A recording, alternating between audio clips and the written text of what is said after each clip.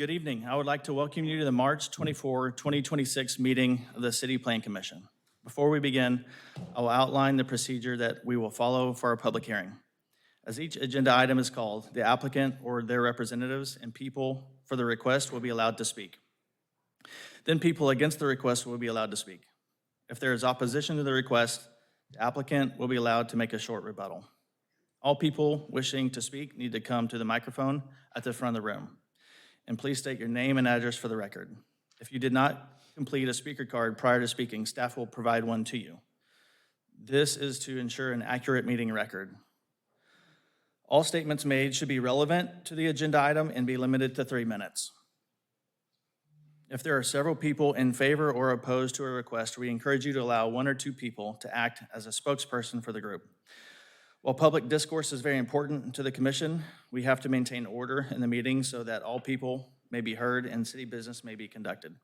If so, directed by me, the Sergeant at Arms, shall remove from this meeting anybody that becomes unruly or prevents us from conducting an orderly meeting. The recommendations we make tonight will be based on the information presented tonight.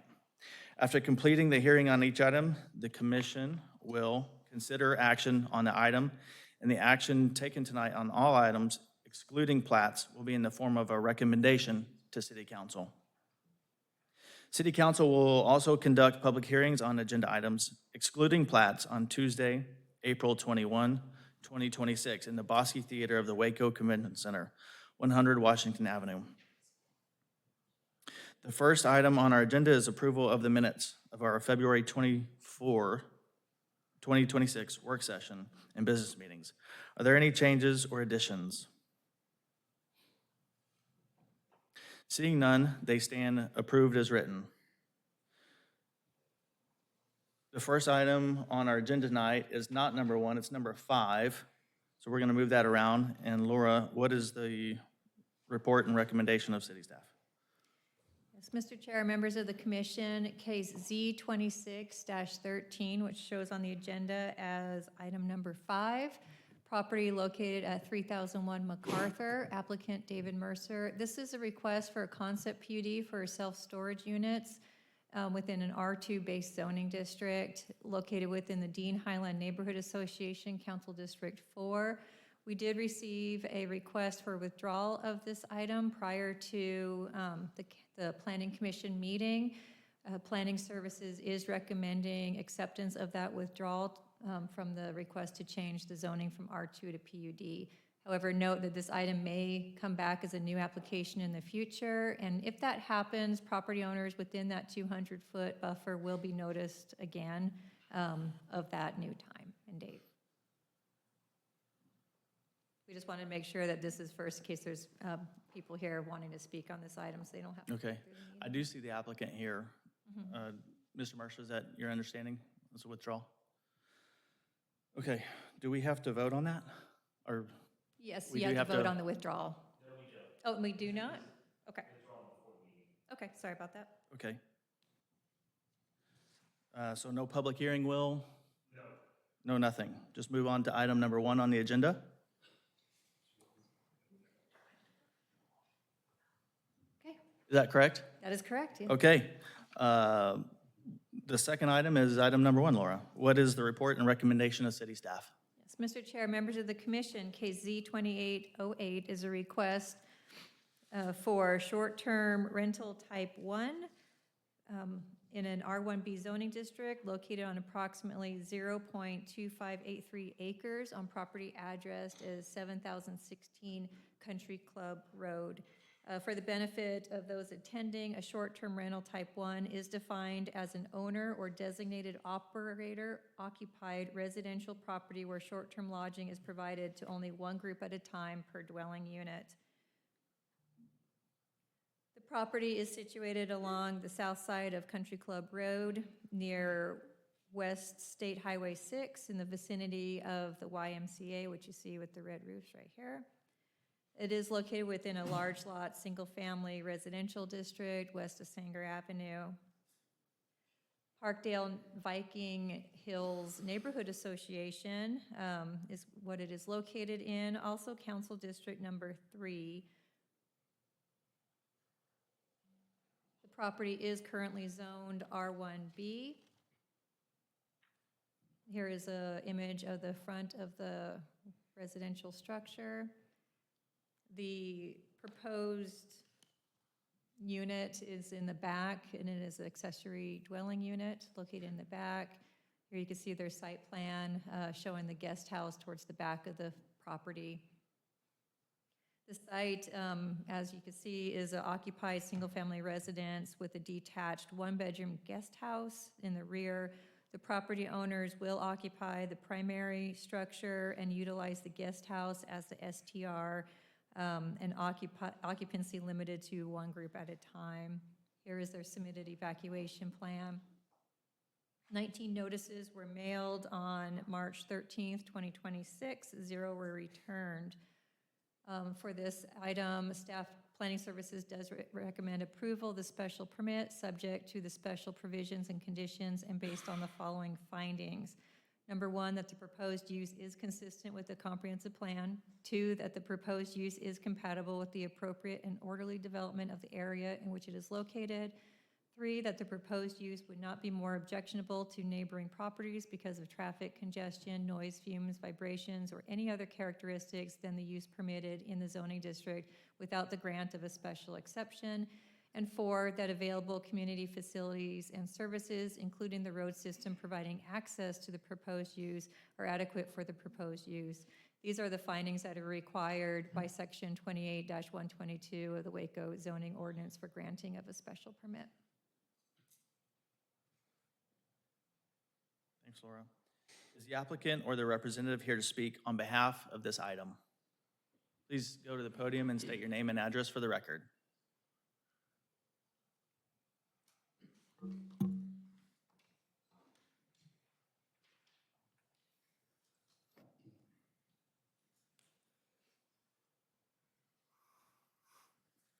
Hi, name is Lawrence Allen, address 7016 Country Club Road in Waco. And yeah, we've had it for 8 years. It's a little tiny, it's smaller than a garage, but a lot of the neighbors, families and stuff use it for when family comes in or whatever. And yeah, it was kind of weird because we got a call out of the blue in January, like, you're late, you didn't renew it. And so you could go on the website and renew it. And we're like, what website? You know, have my 10-year-old grandson help us out. And so they're like, just go on there, renew it. And then we go on there, try to renew it. And they're like, oh, it's too late. You're going to have to go through the whole process again. And so, okay, we have another Airbnb like half a mile away. And they're like, try to renew it, and they're like, you can't renew it. It was grandfathered in, but now you can't because it's been too late, so you're gonna lose it. So it's a weird, because we get noticed like if our weeds are too high or, you know, we're late on trash or late on anything, but we put a lot of our livelihood into that project, and now it's gone. Can't renew it, so just a suggestion. I know I'm probably not supposed to talk about that, but it just, hopefully this goes through because it's an important part of our community and our livelihood. Thank you. Any questions for Mr. Allen? So if I'm understanding you correctly, this was a previously permitted operating short-term rental, but you are, because the permit expired, you are applying for a renewal or a new special permit, but it had been operating as one prior to this for several years. Yeah, this one's been 8 years and our other one's been 5 years. But they said we can't do the other one because we don't live on the premises. And Any other questions from the commissioners? Thank you, Mr. Allen. thank you. Is anyone else here to speak in favor of this item? Is anyone else present that would like to speak against this item?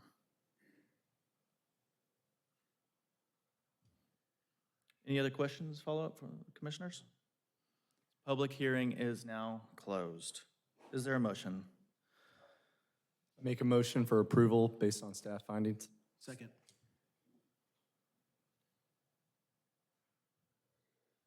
Chris Ingram, who did that? Who did the second? I second. There's been a motion by Mr. Ellis and a second by Mr. Ingram. Any discussion? Please poll the commission. Allen, Yay. Ellis, Yes. Embry, Yes. England, Yes. Givens, Yes. Ingram, Yes. Lozano, Yes. Rodriguez, Yes. Salome. Yes. Great. The motion carries. The next item on the agenda is Z-26-09. What is the report and recommendation from city staff? Yes, Mr. Chair, members of the commission, case Z 2609 is an application for the request for the renewal of a special permit for a childcare facility in an R3B zoning district located on approximately 2.206 acres, addressed as 10,033 Parker Springs Drive. Oops, sorry. You see that the property is located along Parker Springs, south of China Spring Road, bordered by Riviera Apartments, and to the south, the Willow Bend subdivision. Property is located in the China Spring Neighborhood Association and Council District 5. Property is currently zoned R3B, as you can see in the bright green color. Across Parker Springs Drive is a recent zone change you guys saw not too long ago, rezoning the front portion along China Spring to C2 and the portion along Salem Way to R3C.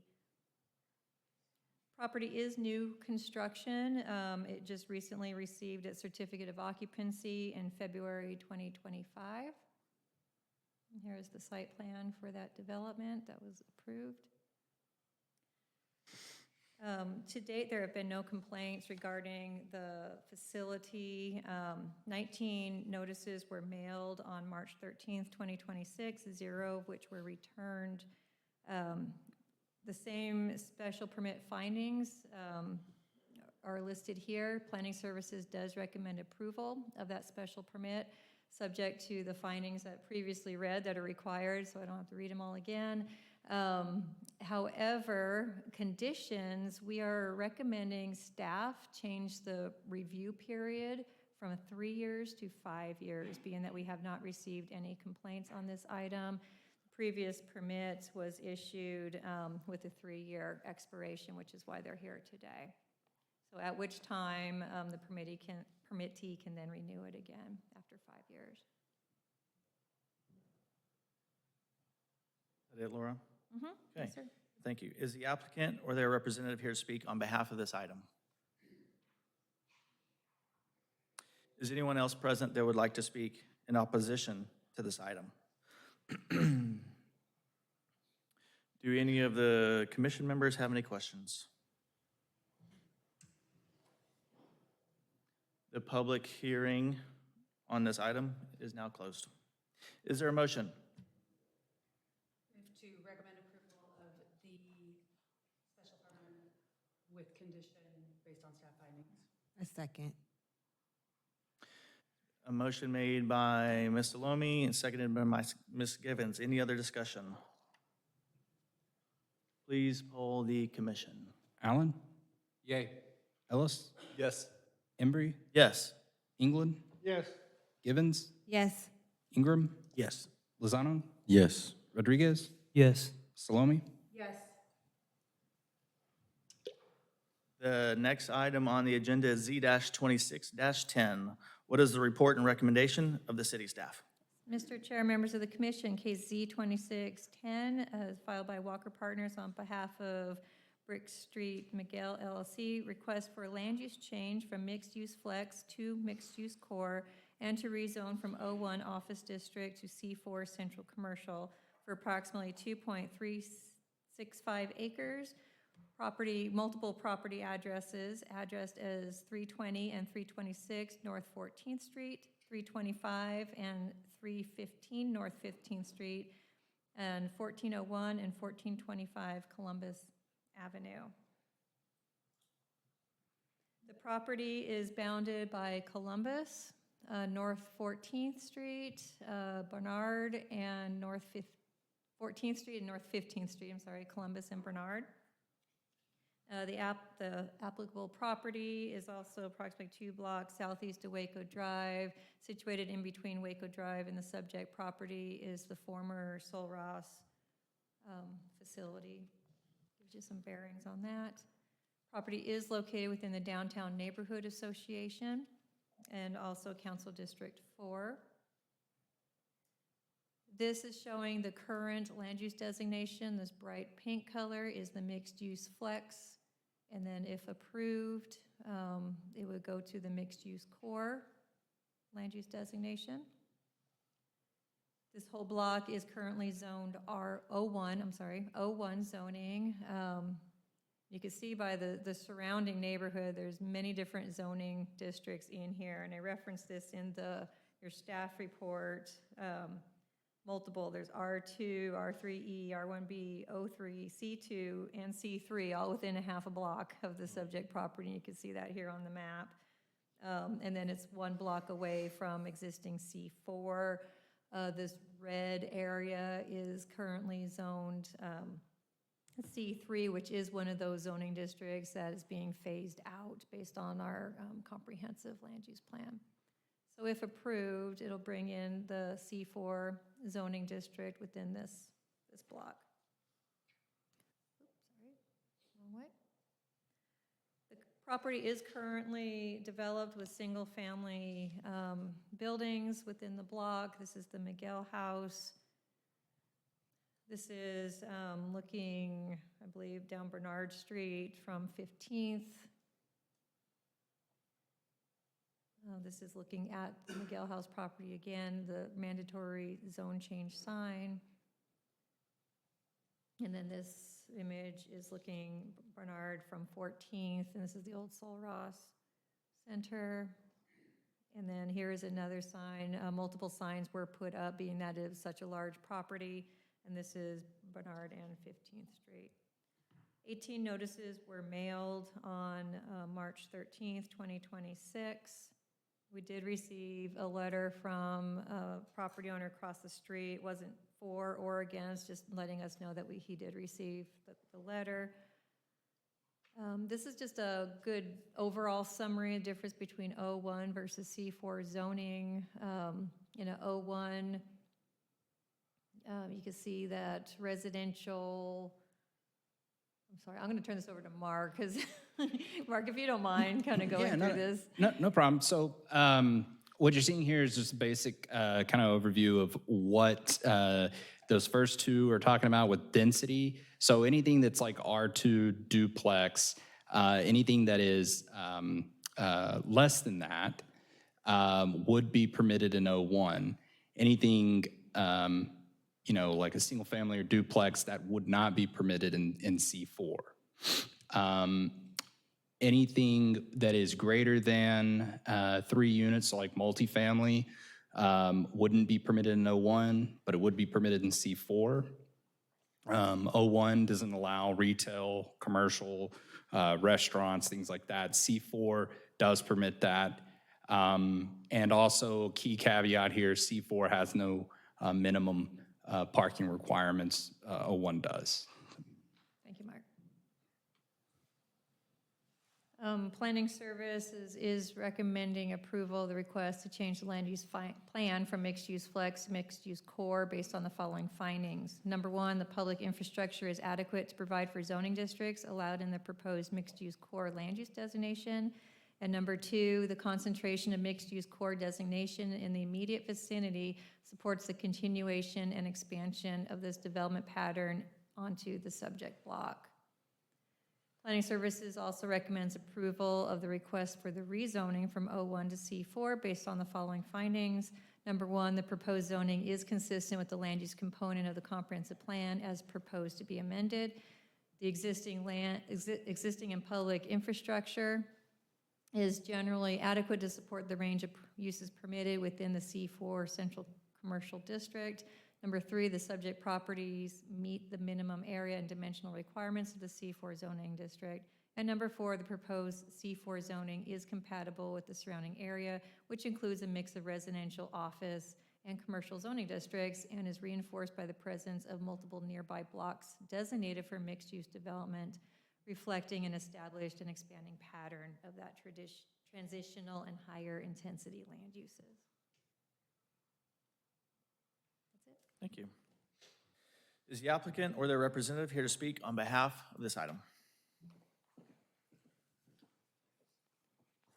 Good evening. My name is Jacob Bell with Walker Partners, address 823 Washington Avenue. Thank you for having me here tonight. I'm representing the applicant on this zoning case. Also have a couple other items down the list, and item 7 further down the list is an abandonment related to this zoning request as well. If you have any questions, I'd be happy to answer them.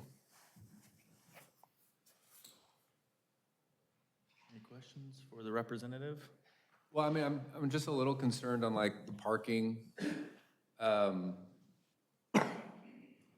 Like, just some of the neighbors. I mean, I know you got Columbus Avenue Baptist Church. I'm curious if staff, did they have any comments or anything, but, you know, getting rid of parking requirements for this area seems like it could have a lot of street parking or something like that that might slow traffic or. Yes, sir. Understood. And I will tell you, while the developer hasn't totally decided on what they want to do, in the initial concept plans I have seen, there is on-site parking. So they're concerned about that as well, and at least in their initial concepts have taken it into account. Yeah, have there been any conversations about, it seems like it's a pretty big jump from O1 to C4, and there's not any adjacent C4, and there's a lot of things that are allowed in C4 that maybe would also be allowed in a different type of zoning. Has that been a conversation at all, or? I haven't been as directly involved with the staff in the conversations on the zoning classification selected, but I do know the applicant was pursuing it for their purposes. They didn't feel they could meet it in O1. Is there an overlay district over here? No? No, there's not.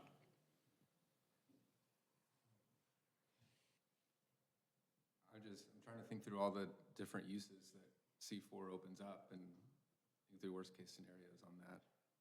Obviously, I'm sure the developer has great intentions, but once you do it, it's kind of hard to go back. So one thing that staff did look at, if you look at the aerial, you got Columbus Avenue Baptist Church, and, they're zone C3, because churches can go in any zoning district. But if you look at the form of their actual church, even though it's been there for over 100 years, its form is more in line with C4 zoning. And so, if the church was to fit their zoning with what they actually built to, all that would be C4 zoning. So that's kind of what we looked at, is like, you have that downtown form along Washington, and then even along Columbus with the church. And, this is just one block away from that. So that was kind of the thinking. Even though the zoning jumps, the form in that block, that has C3 zoning is very similar to what you would see in C4.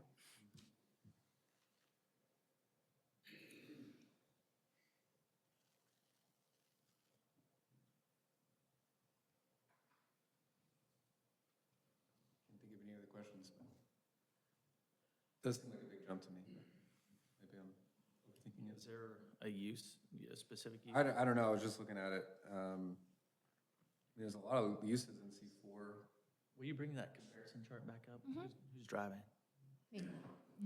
Well, I don't want to jump out of turn, but I'm here to address your concerns. Oh, okay. We'll be right there. Yeah, you're coming up next. Like, for example, smoke shop is allowed in C4.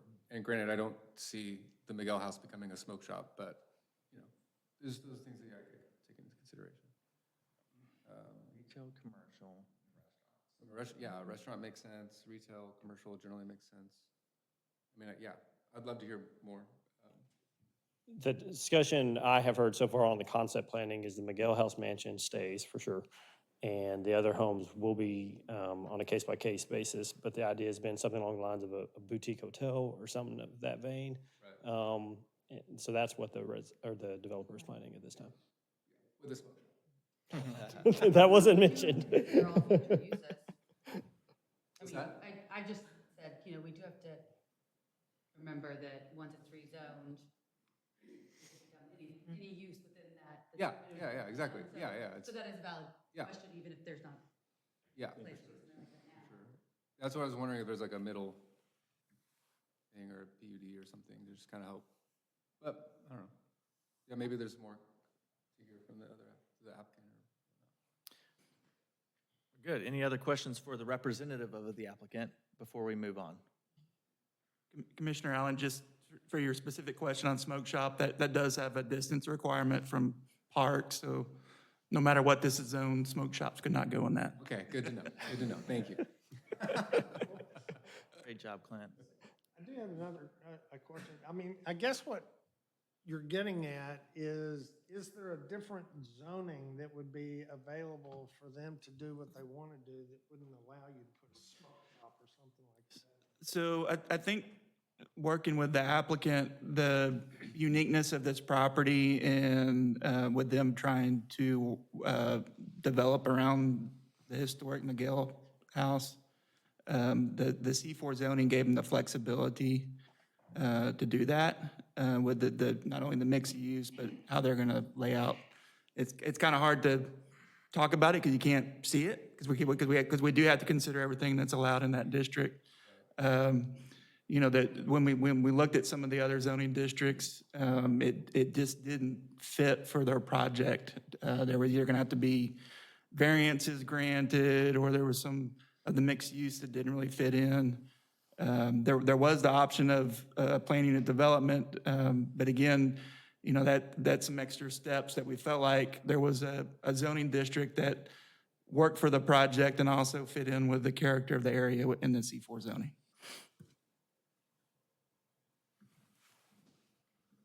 Any other questions for the representative of the applicant? The lovely maroon jacket this evening. Well done, Mr. Bell. Okay, if you'll just hang tight, we'll move on. Is anyone else present who would like to speak in favor of this item? Is there anyone present who would like to speak in opposition to this item? Please approach the I'm not podium. speaking either for or against it. Okay. But I'm the neighboring landowner. Great. And Can you start with I your would name and note- address? my name is Stuart Smith. I live at 1503 Columbus and have lived there for 32 years. And my wife would be here tonight, except she had surgery today. And I would note that the maroon jacket is mandatory and is issued to all people at Walker Partners. You would not be allowed to work there if you came in any other color jacket. So anyway, we've lived on the corner. I think I saw pictures of all the corners except our house. You see it right there on the left. It's the Rotan Dawsett house. My wife's family's lived there for over 100 years. And we've been here through the ups and the downs of downtown. And we've seen a lot of different uses on this house. I'm here to make 2 points. I'm not here to oppose the application.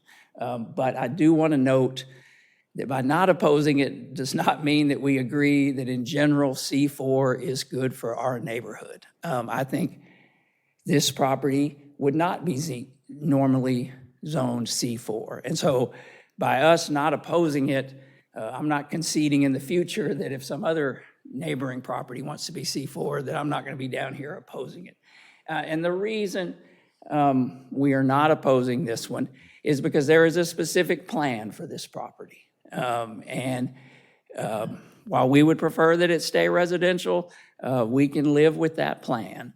And so we have reached some covenants and restrictions with the owner in which he will basically do his plan, which is a boutique hotel and a small club.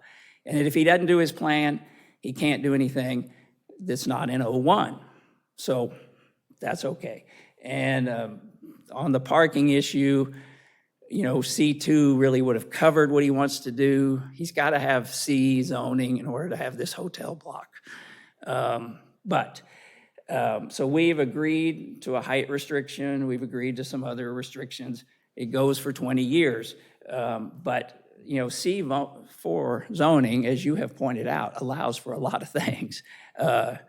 Auto repair shops, which we have auto repair shops, and they're not good neighbors. It would allow for liquor stores, convenience stores, all sorts of stuff. And that kind of leads into my second point, and I've had a lot of experience with the planning department. I've been generally very impressed with the planning department, but I'm a little disappointed this time that more consideration was not given to the residential area that we've really got here. I mean, what we've had to focus on is there's a bunch of haphazard zoning that goes back a long time, and this zoning really doesn't, to me, represent the, my wife said she would give me her 3 minutes if you all would allow me, and my next door neighbor. So the consideration here just talks about what the zoning is, but within that zoning is really a lot of residential. And there are 6 residences in this block. Our house next door is residential. And so you look down, and a lot of this is zoned office, but it's really residential, or it is empty parking lots. And so while I understand why the staff has recommended this, I really do think it's been a little influenced by what the plan is. And I think, you know, they really ought to come out and say what that plan is, because the problem is if I didn't step forward and didn't negotiate those restrictions, and this was zoned C4, and then if this plan fell apart, I could have a lot of bad neighbors that are not compatible with this neighborhood. And I think the city has recognized that. There was a proposal a few years back for this property. And you ready for me to wrap up? Yes, sir, please. Okay, closing and so remarks. anyway, what I'm asking is that when the city keeps looking, it's just fine to go ahead and approve it, but that they need to try to keep this to have a residential look. And I would ask that when they have design standards, that they keep us in mind, those of us who've lived there a long time and put a lot into this neighborhood. I have a question. Yes. What was the proposal that you made mention of previously? It was to have an event venue, to have weddings and parties, and the city staff didn't support that and said that's not compatible with the neighborhood. And I'm not as concerned about that. I mean, this is going to be an event venue. But I think because he's got people staying in those hotel rooms, he can't blast music. Like if we had had an event, if we'd had a true event venue, they'd be playing music till 2 a.m. and drunk people in our yard, you know? Are events allowed with C4, like an event venue? Yes, they are. Is there a time? No, there's no time limits on C4. The only zoning district we have time limits on uses is the O3 district. Yep. Would O3 zoning allow for? No.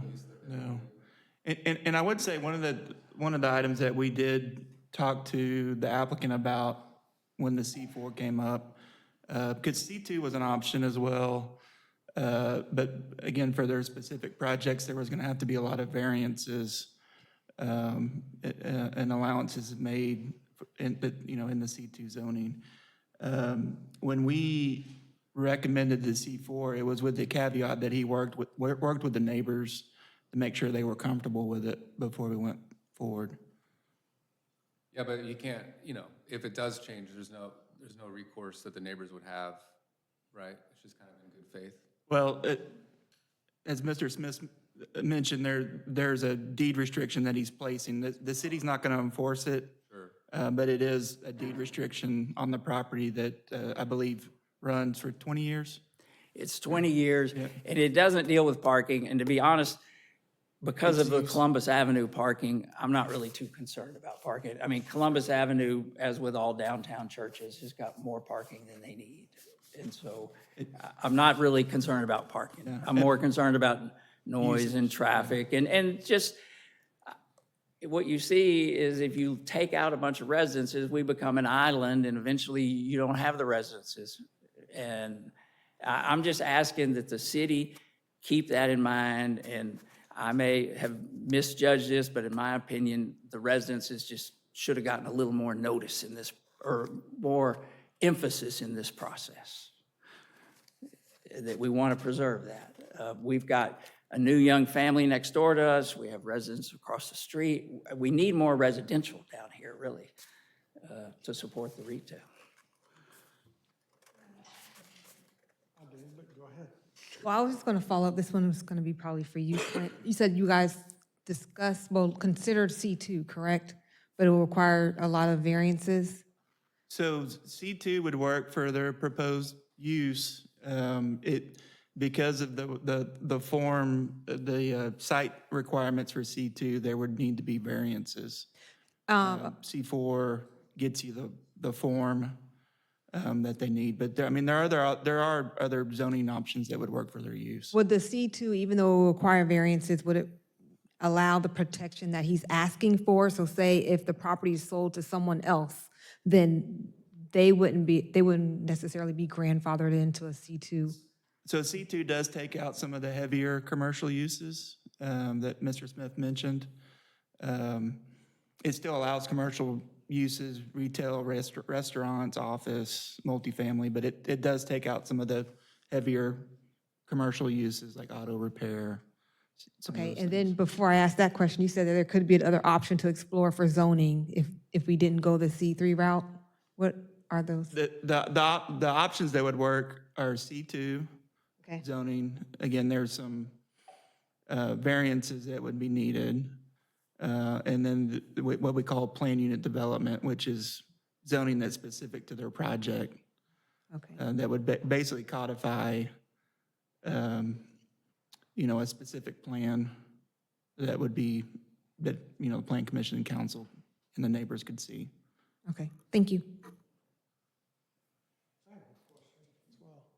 You talked about a deed restriction. Has that already manifest and been filed and?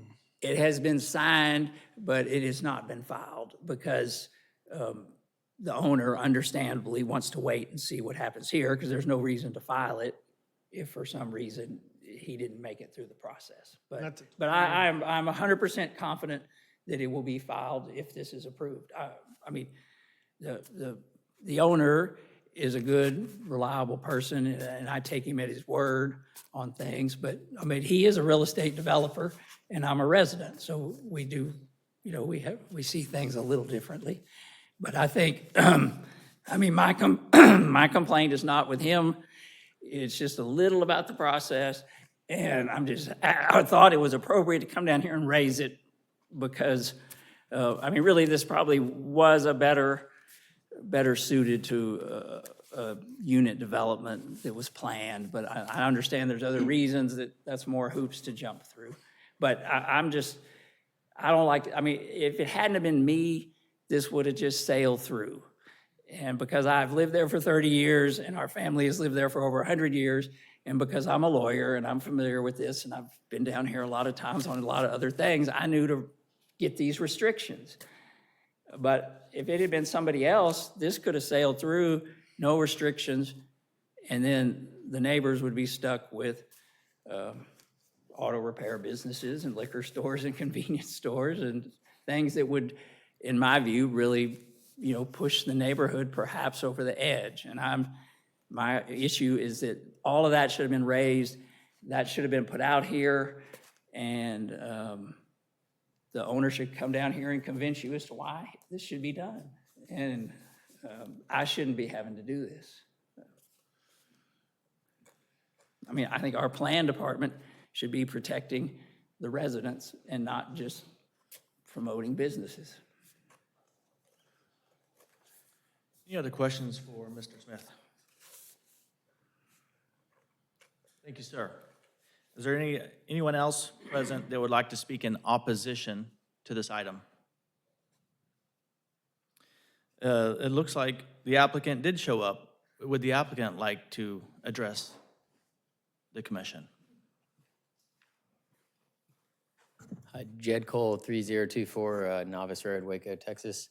I don't need to repeat anything that y'all have already heard, so I'm here to answer any questions and obviously address anything that Stuart thinks has still not been addressed in the kind of side agreement. But we also own a house about 2 houses away from Stuart, so we're very much aligned that I also don't want to do something to this block that one day could be undone or done in a way that wouldn't be beneficial to, where I plan to raise my family one day as well. So I think him and I are pretty aligned at what we hope the end goal is here. I have a question. Is there another zoning category that would be satisfactory to you? Or have y'all already hashed that out and you're way past all that? We've pretty well hashed it out. I think the first time I met with Stuart on this was probably 4 or 5 months ago. So we've gone back and forth and looked through all the different uses based on zoning and stuff. And I think what will ultimately be the best for the neighborhood is the C4. A big piece of that was the parking.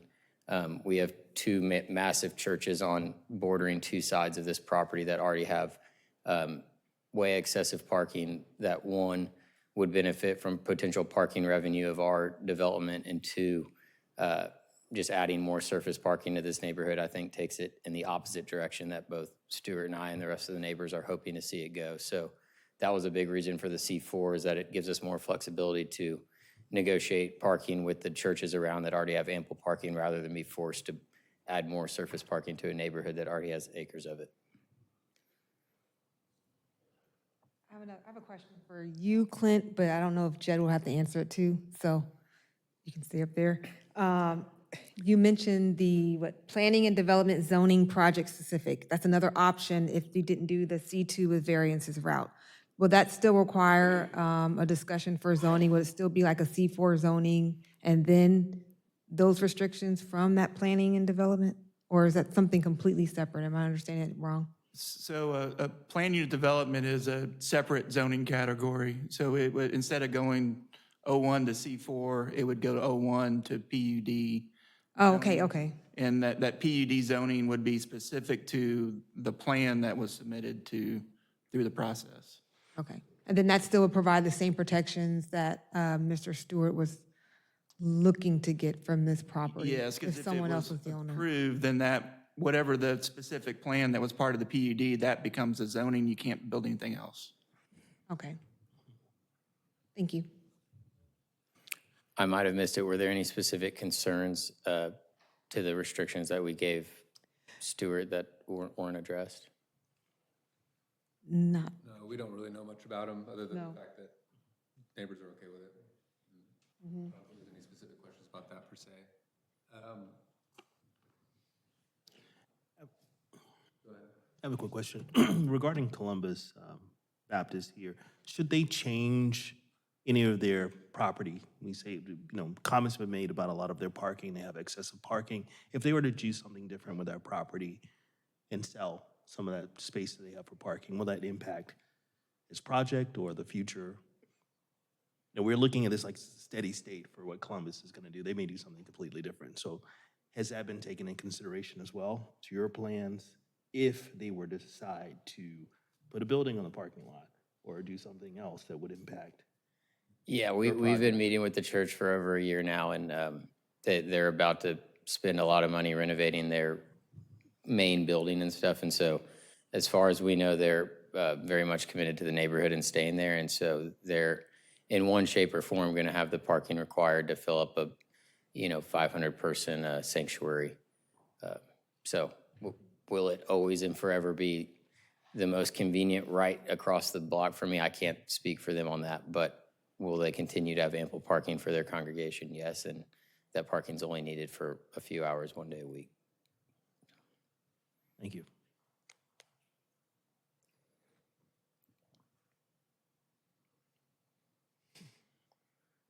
Anything else I can answer? Any other questions for our applicant?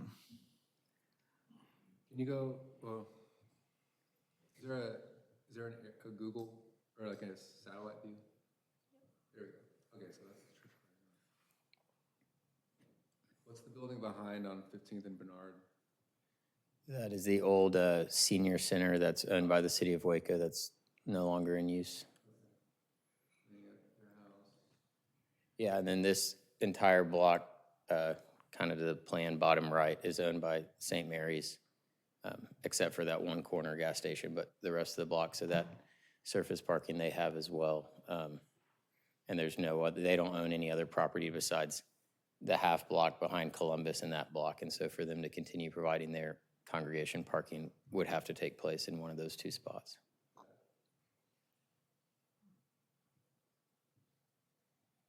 And so this is 6 different Yes. 6 different parcels. Is it the plan to always keep them 6 different parcels?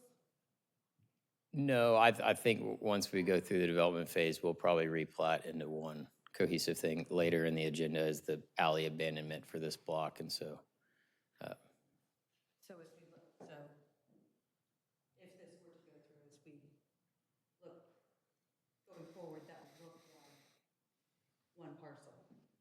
correct, yes.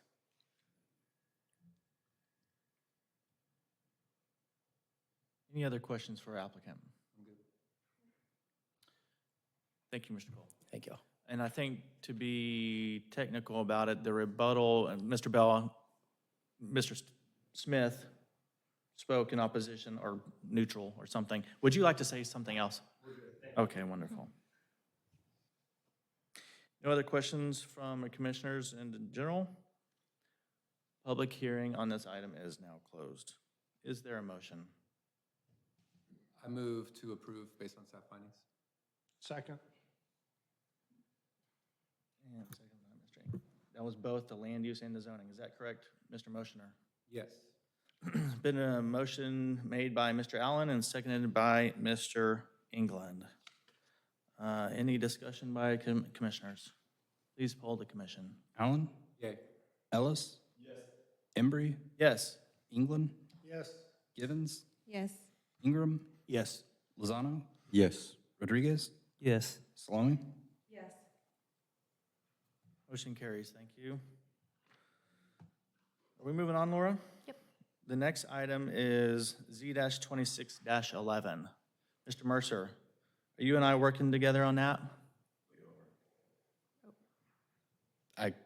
I got you if you need to recuse. Can I read this, or when do I step down?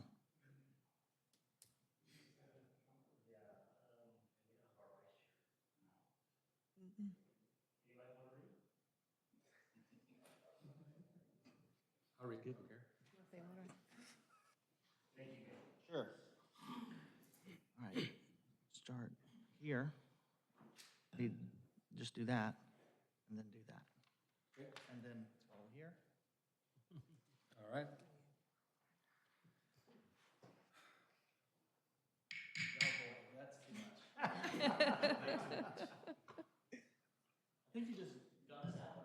Oh, shoot, sorry. All right, meeting. We're done. Meeting in session. The item up is Z-26-11. What is the report and recommendation from city staff? Mr. Interim Chair and Commissioners, case Z-2611 is a request to rezone from O3 Office Limited Commercial to O2 Office Residence District on approximately 21.853 acre tract of land located in the John Tucker Survey, Abstract 41, in the city of Waco, McLennan County, Texas, being a part of the property addressed as 2600 West Lake Shore Drive. As you can see on this aerial map, the property is a vacant property located off of West Lake Shore and Airport Drive near that intersection, approximately half-mile south of North 19th and West Lake Shore intersection. Property is located in the Cedar Ridge Neighborhood Association. Current land use designation is mixed-use flex, which does allow the proposed O2 zoning, so there is no requested land use map change for this one. The applicant, or the property is currently zoned O3, as you can see in the dark purple. And you can also see that there is a mix of zonings around this property, including existing O3 along West Lake Shore, as well as C2 zoning. The property actually extends further along than the zone change request. However, they are only requesting to rezone this portion of it. It's kind of, color's not showing up, but this is the area that would be rezoned to O3 zoning district. O2, I'm sorry, O2 zoning. They're going from O3 to O2. The purpose of this, and this shows it a lot better, as I mentioned, the property does continue by just rezoning this tract. It does still allow at least a 250-foot buffer to the neighboring Scottwood Drive residents in that area. Here is the proposed, the required zone change sign. You can see that the property is currently undeveloped. West Lake Shore Drive. And this is some of the O3 zoning along the front of that property. Mark, you want to, since you guys worked on this? Definitely. So similar to the one we had just seen, showing you differences between the O2 that's being proposed with the current O3. O2 allows multifamily residential development, maximum of 40 unit per acre. The O3 zoning permits townhouses, maximum density of 7.26 units an acre. O3 does permit some limited commercial development, which includes restaurants, retails, sales. O2 does not permit that. And so you can kind of see a pretty quick breakdown between the O2 uses and O3 here. Back up a slide. So as I noted in their staff report, just to summarize that, O2 Office Residence District is intended to accommodate lower intensity office uses that are compatible with residential areas and allows for a broader range of residential development. In contrast, the O3 Office Limited Commercial District permits a wider range of office and limited commercial uses at a higher intensity. O2 District allows greater flexibility in building height with no maximum height limit and permits higher residential densities, including multifamily development, whereas the O3 District, by comparison, limits the building height to 2 stories or 35 feet and does not accommodate the same level of residential density. So that's kind of just a broad, quick summary on that. We did send out 13 adjacent property owner notices as well as notice to the neighborhood association. We received 0 returned. Planning staff services is recommending approval of this request to change the zoning from O3 to O2 based on the following findings. Number 1 is that the proposed zoning is consistent in this case with the mixed use flex designation, which is the current designation within the land use plan. That does support a range of residential, office, and commercial uses. Number 2, existing public infrastructure is adequate to support the range of uses permitted within the O2 zoning district. And 3, the subject property meets the minimum area and dimensional requirements of the O2 district. Number 4, the proposed rezoning represents a reduction in allowable commercial intensity from O3 to O2 and supports a transition to a more residential compatible development pattern. And number 5, compatibility with adjacent single-family development is maintained through the presence of approximately 250 feet of intervening R1B zoning between that subject property and the homes along Scottwood Drive, providing that buffer. That's all I have. Is the applicant or their representative here to speak on behalf of this item?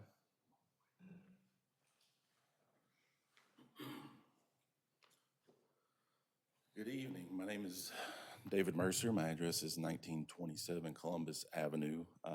This property overall in size is right around 49 acres, and in working with city staff to try to meet our development goals for the property, it was concluded that we would leave the portion of the property along Lake Shore with its current zoning of C2, and then on the eastern side of the property that abuts the residential neighborhood next to us, we would leave that, or actually we're creating, it currently has I think a 200-foot boundary between it and the current O3 zoning. We increased that to 250 feet, and that was primarily done because that portion of the property has a really steep topography that makes it to where it's not really easily developable. So we just might as well leave that as a green space, so there's kind of a natural, yeah, as you can see there, there's a good natural green space buffer between us and the residences next door to us to the east. And then on the south side there, there's a large creek drainage channel that separates us and the apartment complex to the south. And then obviously there's existing businesses on the north side. But want to make myself available to answer any questions you guys may have.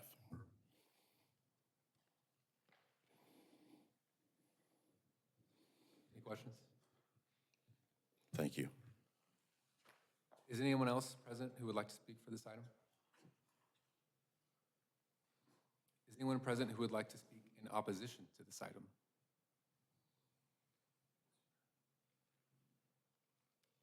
Do any of the commissioners have any questions? Can I ask a question, staff? Can you go back to the chart? O2 versus O3. So O2, which is what they're requesting to be changed to, has a maximum of 40 units an acre, and current zoning permits a maximum of 7.2 townhome type units an acre. Yeah, effectively, that's the breakdown. It does, you know, there are obviously restrictions on the, you know, more commercial types of uses. So whereas right now, they currently would be permitted for those restaurants, retail. This is more, you know, O2 is more of compatible, I guess, with the residential as it kind of moves into that more established R1B. And so, yeah, the units counts here would be 40 units approximately for the O2, and then O3 doesn't permit multifamily. Townhome is as close as you kind of get to, you know, multifamily types of use. And so that is correct. That is 40 units per acre, and we're talking about 22-ish acres.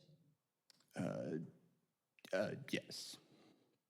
So when city staff makes their recommendation for approval and you talk about existing public infrastructures adequate to support the range of uses, you guys are taking into account that that's something like 875 potential. Yeah, and we do have the staff report for that, and I had,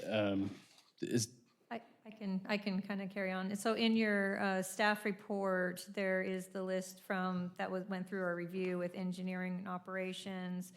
There are some items in there, but I made sure it gets highlighted on the top that a lot of these items, the developer is responsible to do at the development. So even though, I mean, the property itself may not have these utilities directly on it, it's vacant, but it's within a developable distance to get it there, with the responsibility of the developer bringing it there, not the city.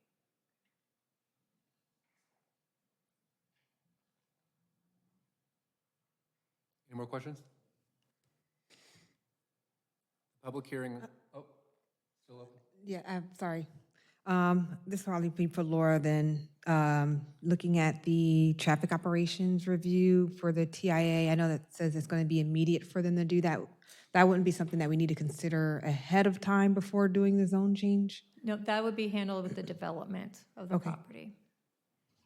Thank you. Any more questions? The public hearing on this item is now closed. Is there a motion?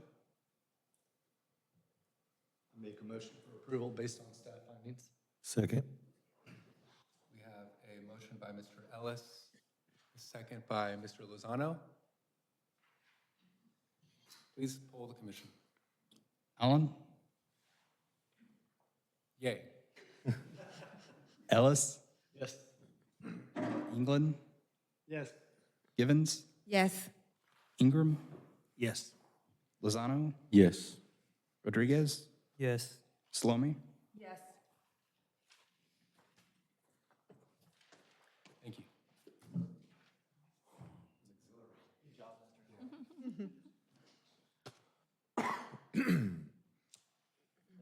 Alan, that was second best, thank you. Let's see, there's that one, subdivision plats. The next item on the agenda is item number 6, a subdivision plat. What is the report and recommendation of the city staff? Yes, Mr. Chair, members of the commission, this is a request for the final plat of Hunters Creek Addition Phase 2. Property is located within the City of Waco extraterritorial jurisdiction. Sorry, let me find my, there it is, sorry about that. Site is located southwest of the Chapel, let me move to the next one. Southwest of the Chapel and Old Lorena Road intersection. This is the second phase of the Hunters Creek addition. The first phase is right off of, here, this shows it better, where you can see this development, that is phase 1. Now we're looking at phase 2, which is highlighted in yellow. The subdivision plat, this phase includes 62 residential lots, each being over 1 acre in size, will be provided by city water and on-site septic, and it does conform to the approved 2021 preliminary plat. There were some minor updates that they'll need to make to this plat before final approval can be granted. So at this time, Planning Services does recommend approval with conditions of the final plat, subject to the conditions and comments outlined in the March 16th, 2026 review letter. Before we go any further, I'm going to have to recuse myself on this one. I'm general counsel for Big C. For the applicant. Big C, property owner? Well, that qualifies, doesn't it? Employment. You are excused. Thank you for letting us know. And sign a piece of paper here in a second. Anyone else have something to say? Okay, is the applicant or their representative here to speak on behalf of this item? Howdy, again, Jacob L., Walker Partners, 823 Washington Avenue. This originally was going to be one whole phase. The developer, as they were under construction, wanted to be able to final out the first phase, the properties closer to Old Lorena Road, be able to start selling those lots. And so they went through with split it into phase 1 and phase 2. So this is just coming back and finishing up the second phase. As you saw in the aerial images, construction is very far along. Further than that. I'll be happy to answer any questions you may have. Any questions for our Aggie friend? Great, thank you. Thank you. Is there anyone else here present to speak on behalf of this item? Is anyone else present to speak in opposition to this item? Do any of our commission members have any questions? Public hearing on this item is now closed. Is there a motion? To approve with conditions. Second. There's been a motion by Ms. Salome, and it's been seconded by Ms. Givens. Any other discussion from our commissioners? Please poll the commission. Allen? Yay. Ellis? Yes. Embry? Yes. Givens? Yes. Ingram? Yes. Lozano? Yes. Rodriguez? Yes. Salome? Yes.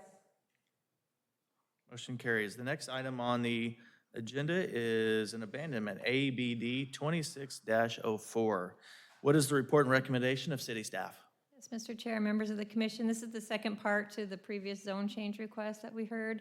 ABD 2604 is a request to abandon a 20-foot wide alley, 0.161 acres, being all of a 20-foot alley in Block 9, Bernard subdivision, generally located mid-block between Columbus Avenue and Bernard Avenue and perpendicular to North 14th Street and North 15th Street.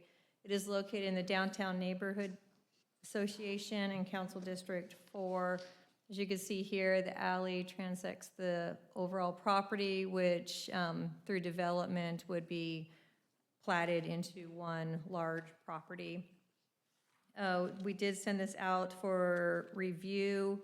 We did receive some comments back on this about an existing sanitary sewer line that does currently run through the alley, so we are recommending some conditions on approval of this. So again, located in the Downtown Neighborhood Association. Here is the survey of the property. The Miguel House sits here at 1425 Columbus.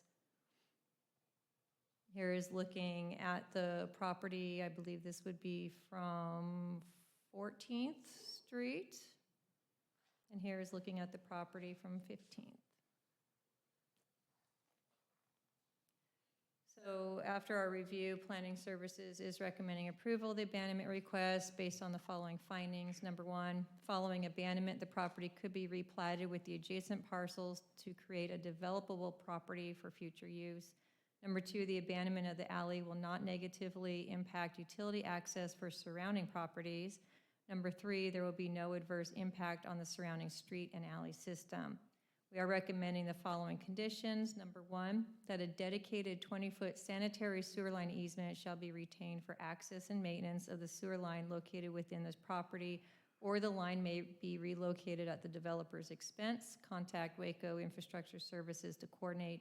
And then number two is our standard catch-all, that easements shall be retained and recorded for any utilities discovered during development of the abandonment area, or utilities may be relocated at the developer's expense as coordinated with the appropriate utility provider. 14 notices were mailed on this one, and we did not receive any objections. Is the representative to the applicant here to speak on behalf of this item? Mr. Bell, the floor is yours. Jacob Bell, Walker Partners, 823 Washington Avenue. Thanks for having me again. If you have any questions, I'll be happy to answer them. Any questions for Mr. Bell? Thank you, sir. Thank you. Anyone else here to speak in favor of this item? Anyone else here to speak in opposition to this item?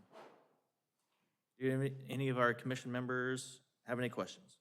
The public hearing on this item is now closed. Is there a motion? Move for approval based on staff findings with conditions. Second. There's been a motion by Mr. England and seconded by Mr. Allen. Any discussion by commission members? Please poll the commission. Allen? Yay. Ellis? Yes. Embry? Yes. England? Yes. Givens? Yes. Ingram? Yes. Lozano? Yes. Rodriguez? Yes. Salome? Yes. The next item on the agenda is item 8, an ordinance amendment, amending Chapter 28. What is the report and recommendation of the city staff? Okay, some of you were on the commission, I want to say end of 22, early 23, in which the Floyd Casey Overlay District was created. During that time, with the overlay district was the adoption of the Floyd Casey Design Book.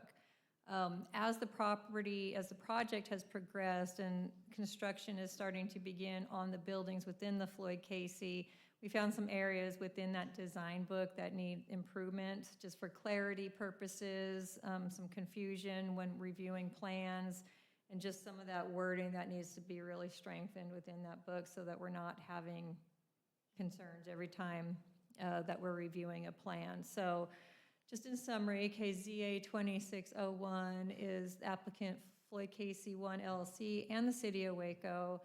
This is a request to amend Chapter 28 zoning, Article 4, Division 30, which is Special District Floyd Casey District, and to amend the Floyd Casey Design Book for the purpose of providing corrections and updates to ensure alignment between the ordinance, the design book, and the development.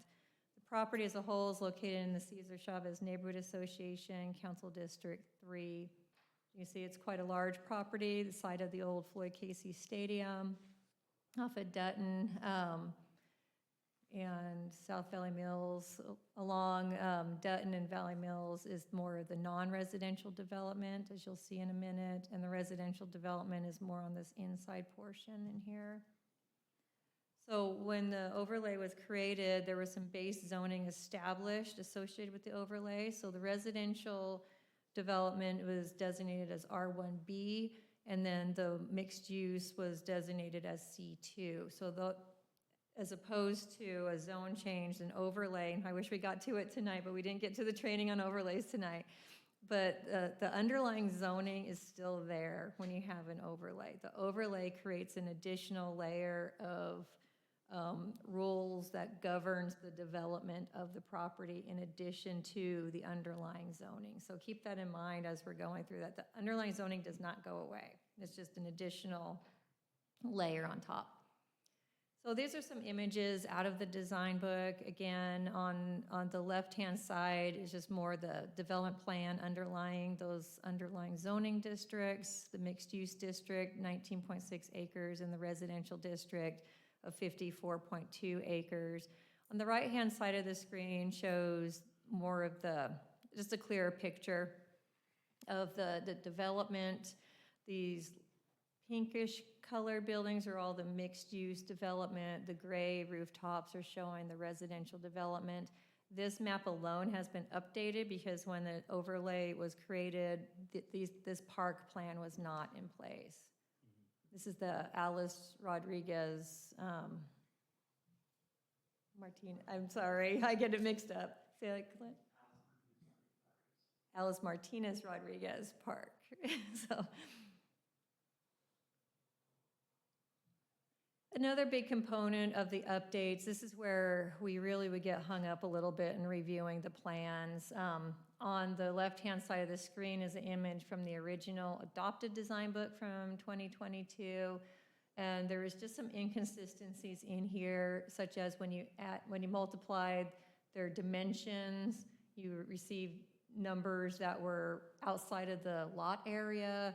Just clean that kind of stuff, just cleaning it up and getting it right. So we actually recommended to remove this dimensional column and just focus on what is the intended lot area for these different types of housing units and what is your minimum width. This, what you're seeing on the right-hand side, is more consistent with what we have in our zoning ordinance rather than requiring a minimum lot depth.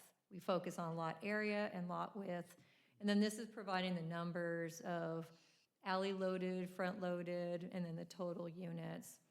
This map here has been updated to show the current distribution of where these units are going to be located within the area. You can see there's slight changes, in particular like over here where you see, and this one has some 0 lot lines, and in here they're converting them more to the brownstone units, so just more conducive to those properties as they got more into the development. The design book itself, there is a red line copy in there. I just want to note that this is still going through somewhat of a staff review, not so much the planning department and building department, but other departments are still looking at this, so there may be additional things that have to be worked out before or during council meeting, just to kind of let you guys know. We're focusing more on the zoning level of this design book. So just some highlights. We did provide updates throughout the document. Some of the street names have changed. Williams Landing was changed to Carlos Bacina Way. Within section 1.4, there are updates to the building plan, type plan and lot type table. That's what I just showed you there. It also includes number of units and lot dimension criteria for each lot type. Section 3.3 and 3.5, this was big for our departments. Clarification of setback and height requirements for residential lot types. There was a lot of cleanup that needed to be done in that section just to make it more understandable. Those that are reviewing the plans versus those that helped with the design book, just making sure it was clear and understandable so we didn't have any hiccups during the review process. Same with section 3.6, which is encroachments. Some of the encroachments that were in there in the original book conflicted a little bit with building separation requirements, distances from right-of-ways, et cetera. That is cleaned up in here as well. Section 311, updates to impervious cover requirements to allow practical use on brownstone lots. So think of a traditional brownstone, they pretty much take up the whole property. They're not going to have, as large of an open space, obviously, on a lot as a single-family home. So cleaning that language up. And then section 4.2, increasing the maximum building height for mixed-use areas from 40 feet, 3 stories, to 50 feet, 4 stories. That is the applicant's request. And then section 4.7, reduction of minimum ground level height from 16 feet to 12 feet. That is also the applicant's request. So those last two bullet points aren't really zoning items. It's just something that they're requesting in the review as they go into further design with it. They want to make sure that the design book reflects more of what their architect is developing on these projects. Where really no opinion on either of those two, but it is in their request. So with the overlay book, again, that's just a component. It is adopted by the ordinance. So the ordinance itself, we're also requesting some updates, just cleaning up the language. As we move forward with the development, it was just pretty cumbersome having some of these definitions in both the ordinance and in the design book. So we're taking it out of the ordinance and just relying on the design book to define these. So you'll see a lot of those hashed out areas are just that. They are just defined in the design book. Then adding that the design book is the most recent and approved documents, to clarify that, on file with the city secretary's office. That way, we're all looking at the same design book. There is only one design book, and that is the one on file with the city secretary's office. Also defining what a front-loaded lot is and a rear-loaded lot, because that does pertain to how we determine those setback requirements. And again, under the design book, making sure it lists any provisions, revisions in there. In the mixed-use district, we have a list. So basically, all the permitted uses that are allowed in the C2 district apply. And when the overlay was created, there was a list of prohibited uses, one of which was short-term rental type 3s. We agree that this is, the short-term rental type 3s, and Clint, you might want to add in this one, but that is, if you remember our training, that is more of the apartment units, and they're restricted by number of units and the such in the apartment, so we didn't feel like there was a need anymore to flat out prohibit it. It would have to comply with whatever the C2 requirements are for a STR type 3. Yeah, so basically on the short-term rentals, we took it out of the prohibited uses, and they'll just have to follow the base zoning district. So for the mixed-use area, which is all zone C2, you can do short-term rentals. They're limited to 5 units per complex. And then in the R1B zoning, you're limited to the short-term rental type 1.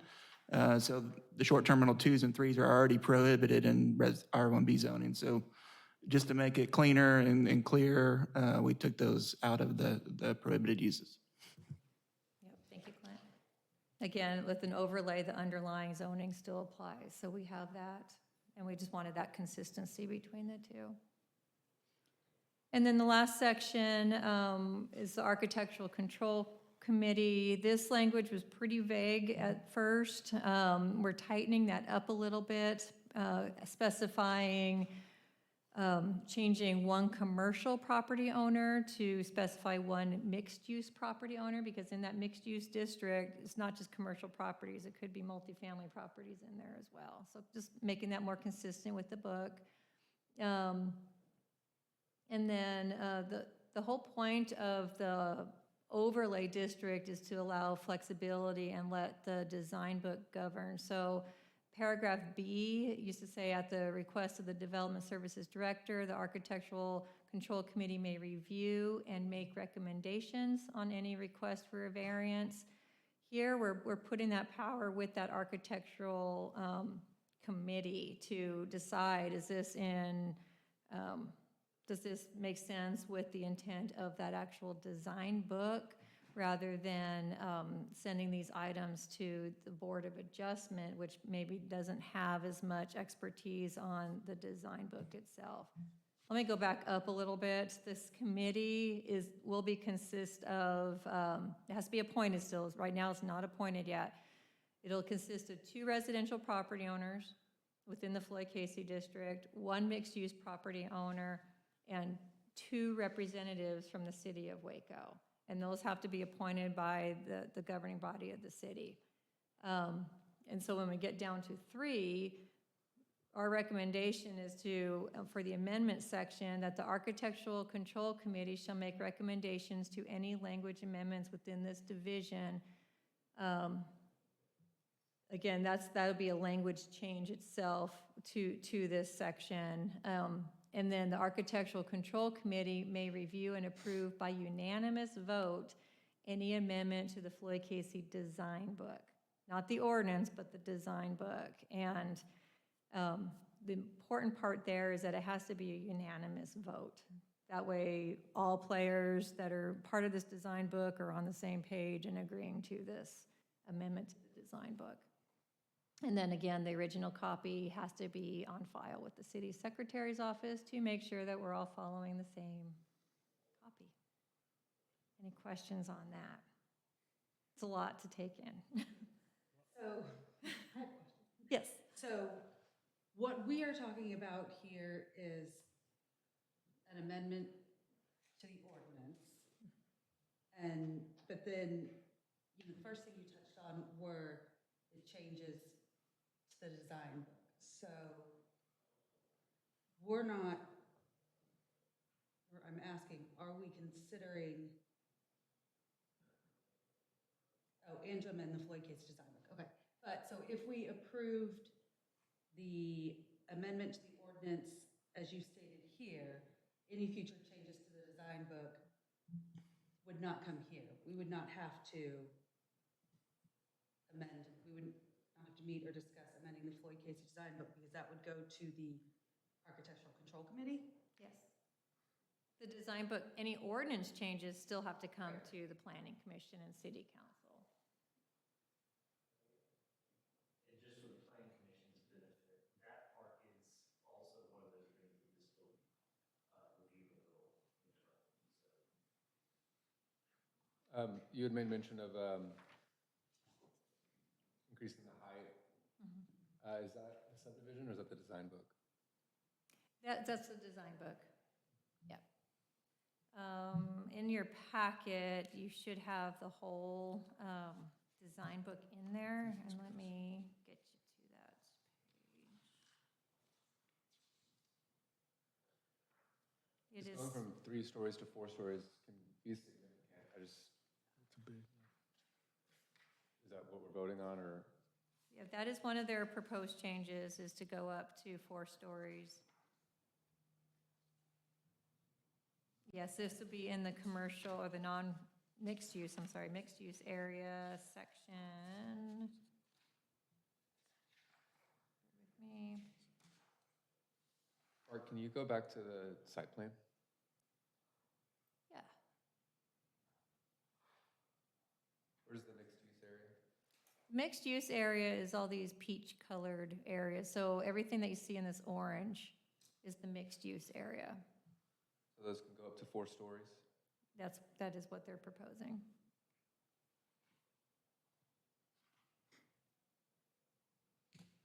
And if we approve the ordinance amendment, the Architectural Committee could make future changes to the design book that would adjust height of building or basically anything that appears in the design book, right? But again, it has to be by unanimous vote. We got 2 players from city on there, 1 or 2 residential players, and then 1 of the mixed use. So everybody in this committee has to agree on what those changes are.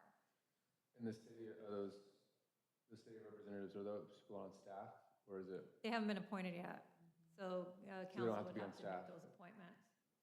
Yeah, it'd be staff appointed. We're getting close to the point, because it's all been one owner to this point. But as properties start to sell and develop, But we anticipate that those appointees will happen pretty soon. I guess my question is it, could I be on the architectural committee as the city staff? Sure, yeah, that, it would be up to city council. It could be a staff person, it could be plan commission member. City council would appoint. Yeah. I mean, is that a pretty common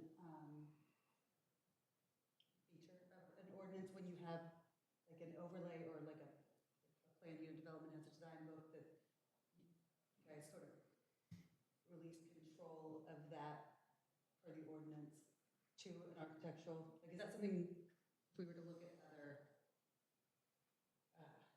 pieces of the city of Waco ordinance that pertain to specific plan unit developments or overlay districts, do they contain that provision as well? So we only have 2 overlays that are set up like this, this one and then the Riverway overlay, which is the new plan development on Lake Shore, that are, you know, really truly master plan developments that have these overlays on there. The form of that does follow a lot of the cities that have these type overlays. This is our first one, so we're working through it. I think from a standpoint where you have so specific design standards that are specific to this development, it makes more sense to have that authority with a group that's invested into that property, making those decisions, and then also streamlines it, for, you know, as the property develops. So that was the thinking there. And then, you know, these are all the appointees are city council, so who's on that make up that board has to be approved by city council. And then there's a good balance between property owners and city reps. And then having the requirement that all 5 have to vote in favor to approve any changes provides that protection that, you know, something could get approved that may not be appropriate, you know, for the development there. Yeah, can you flesh that out just a little bit more? Because I'm kind of hung up on this unanimous vote thing, because it seems like what we're doing is we're deciding on something right now that will go forward, and then any change to that has to be by unanimous vote, or am I just missing the boat completely? That's correct. So if you read the amendment right now, clause in the ordinance, it talks about the Architectural Control Committee shall make recommendations. Doesn't say to who, just says make recommendations to any language amendments within this division or the Floyd Casey design book. And so when we were trying to play this out, like how this would structurally work in our current ordinance, would it be the Architectural Review Committee and then the Plan Commission and then the City Council, which is a long process to amend a setback requirement for, you know, lots that only, impact this development? Or should that go to a board that is familiar with this development, that's invested in this development, and make them have the decision? But with the component of the board, you have 3 members from property owners and then 2 city reps. We wanted it to be where all 5 needed to agree on it, because we're bypassing Plan Commission and City Council. So we wanted to have that extra layer of everybody's got to be on the same page for it to be approved. So that's where that 5 votes came in. It was a trade for requiring extra steps of approvals. Everybody agrees on it in the architectural review committee. Why do we need to go to the Plan Commission and City Council? If this is a PUD, would it have to go before Planning Commission and City Council? Yes, it would, to amend. I mean, there's some minor changes in there. This model is set up to replace large PUDs. I mean, this is the model we're looking at for large planning and developments future. So this one, the Riverway, as more come in, this is the model we're looking towards. That pertains to original zoning? Yeah, so the PUD, once that plan is approved, there's not a lot of flexibility to change it. Like there's some very minor modifications that can be made based on engineering but there's not the flexibility that you can put in with the overlay district.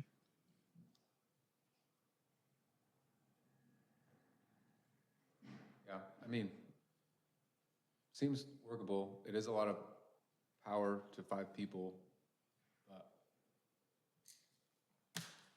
I would probably feel better if it went to planning commission and city council after it got unanimous vote, honestly.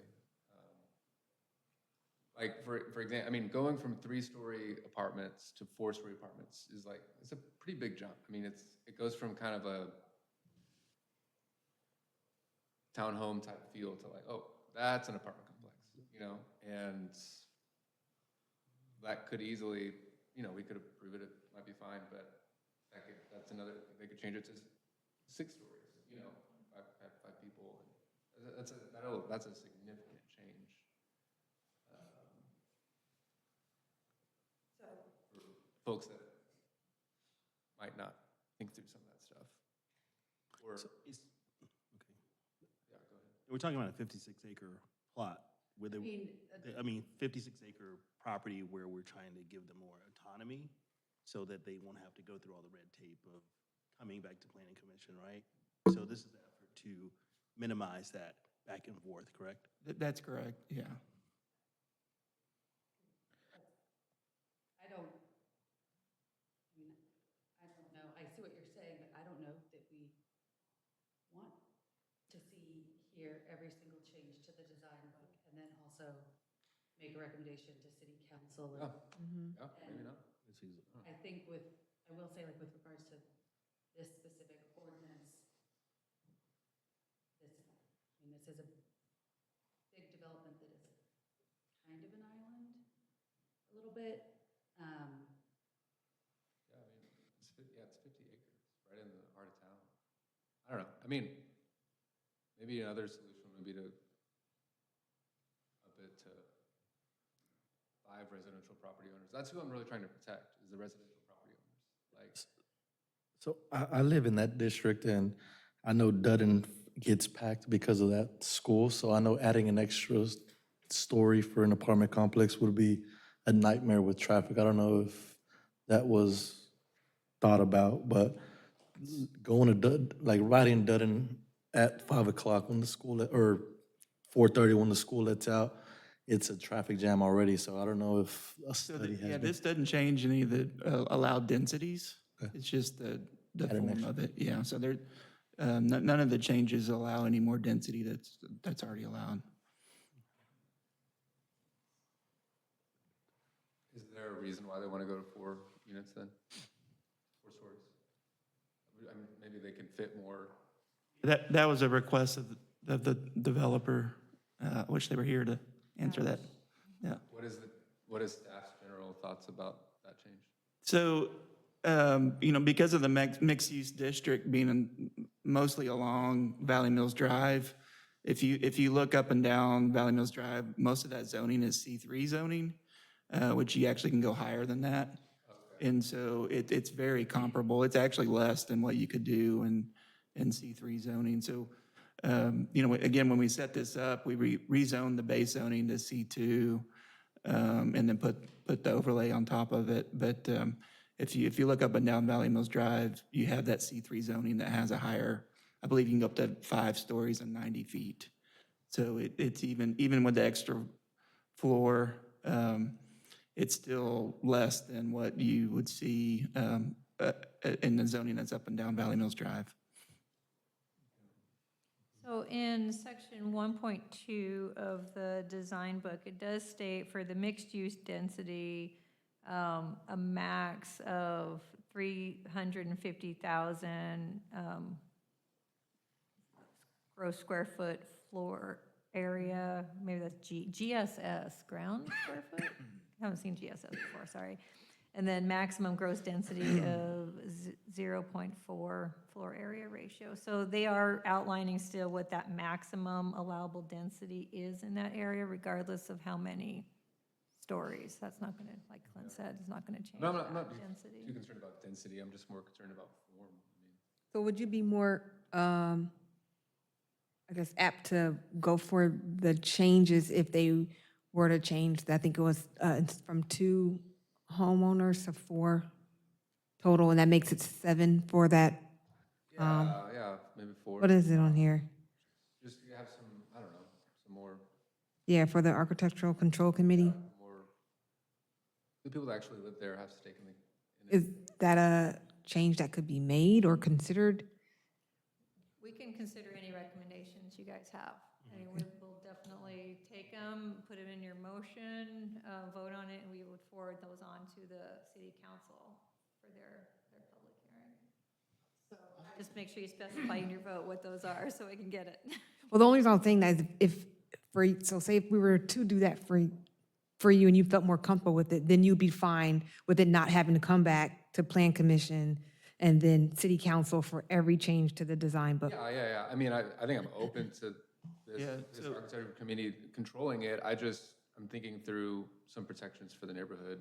Yeah, there's no reason why that couldn't be 2, 2, and 2. What is- I mean, what wouldn't is you it need now? an odd? 2, and 2, 1 and 2? It's 2, 1, 2, yeah. Wait, so it's 2 residential property owners, 1 mixed-use property owner, and 2. Oh, so you're wanting the residential to be more represented? Yeah. Spitballing here, but yeah, I think so. Maybe like 4 residential, 2 mixed use, and 2 City of Waco representatives. Then they're all appointed by the City of Waco, right? The city- Correct. Regardless of the number, they still have to have a unanimous vote anyway, correct? See, I'm still hung up on that. I think you're giving an extraordinary amount of power to one person. I mean, one person can say, I don't like any of this, no.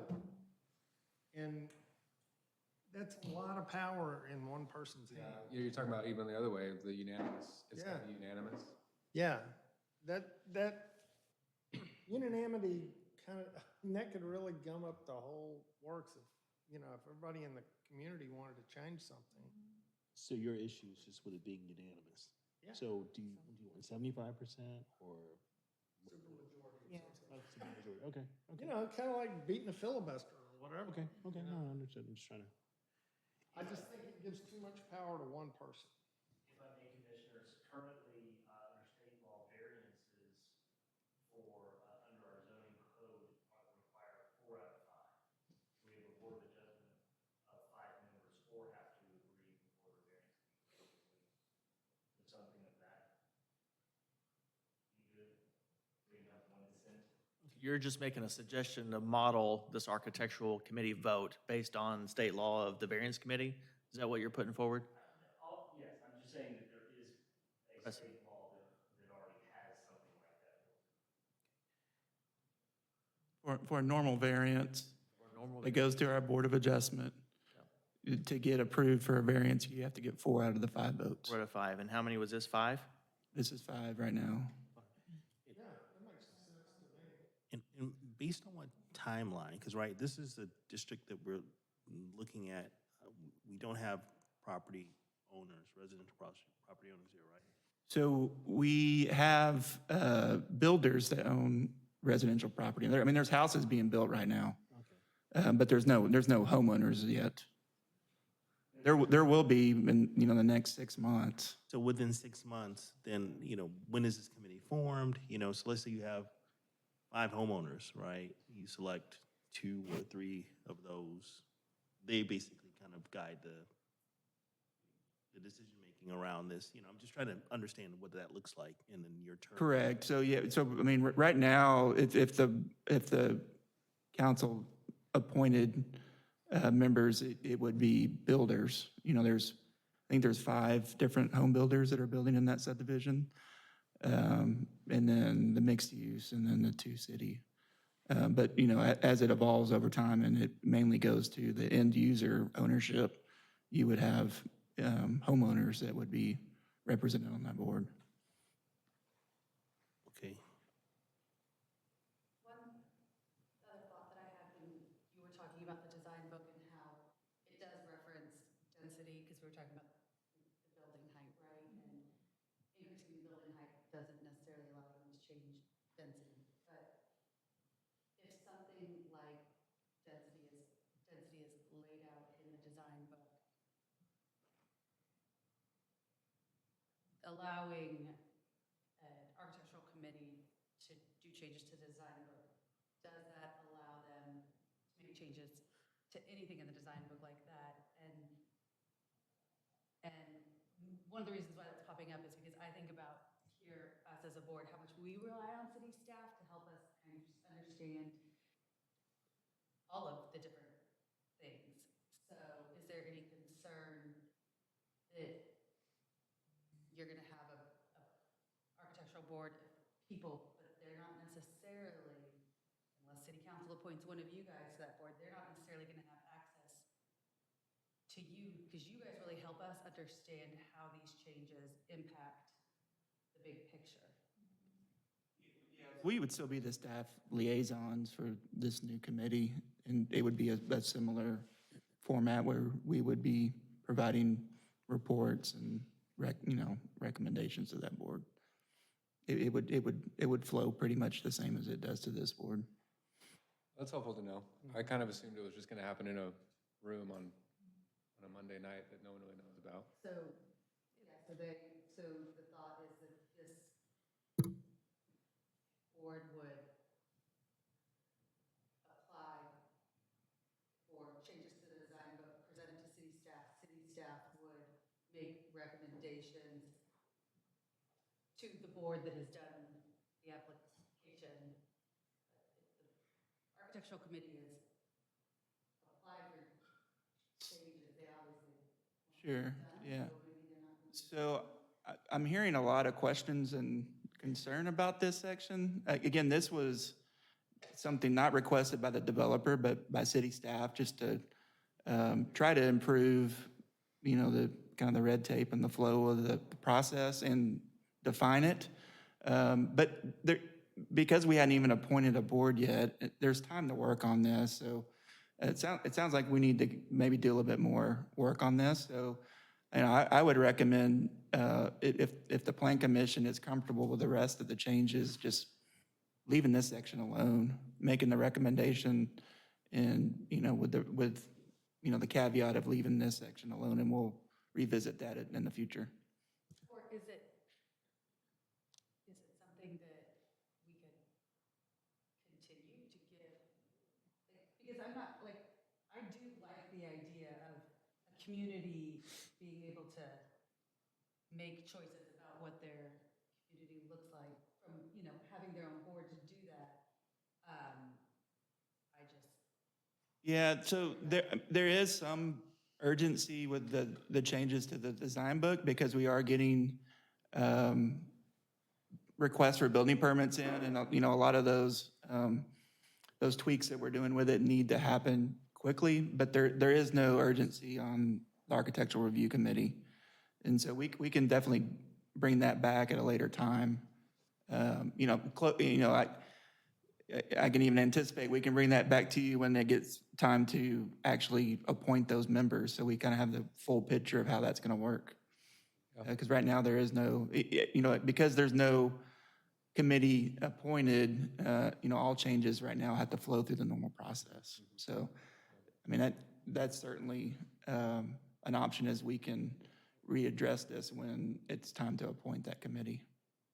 So your recommendation would be to approve all the other changes, leaving out this section 28. Yeah. So approve all the other changes to the ordinance except for that, and then Revisit it. design book changes. Okay, not to beat a dead horse, what's the height requirement for O2? O2? Yeah. There's not a height requirement. It's all based on, so the higher you go, the more setbacks you have to have, so it's really. Oh, okay. I think it's C2. But there's no set limit. I think it's C2 is what you're talking about. I remember we had to do a variance, but I guess it was because of the setbacks for another project. Okay. I don't know. Okay. 3 to 4 stories seems like a big ask without a lot of context or know why. I'm not opposed to it. I kind of want to just alert city council to that. That could change the look and feel. But it does fit in line with what's allowable, up to 5 stories in that area? Correct. So the dominant zoning along Valley Mills Drive is C3. zoning, like, I mean, you can think about the Triangle Tower, you know, between Valley Mills, New Road, and Waco Drive. That's a C3 zone property. Just kind of think about that height. So it would not, what they're requesting would not go as high as what you see a lot of in the C3 zoning. This is a side question. Will they have elevators or these stairs or, for 4 floors?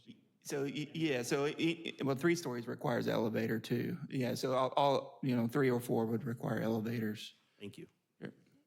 And to add to that, a 4-story building has to also comply with fire apparatus access as well. So some of that's addressed in that.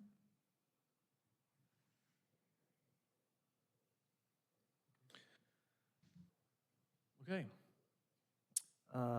Before we keep going, just want to say, we were discussing changing the format of this meeting to more out here, public facing. And that was one of the concerns I had is my speaking for myself, not having the courage to speak up and ask these hard-hitting questions. And you guys have done that. So I appreciate that, and I want to encourage that, and everyone else here. If we need to spend more time picking this apart a little bit, I want to encourage that because we don't want to lose what we were doing back there. So I just want to put that forward. Don't be afraid. I'm speaking for myself because in real life, I was afraid that I wouldn't ask the questions out here that I would back there. So I want to encourage what y'all are doing. I feel like you're doing a good job with the question. Like, too good of a job. Wow. I thought we were going to get out of here like 30 minutes ago.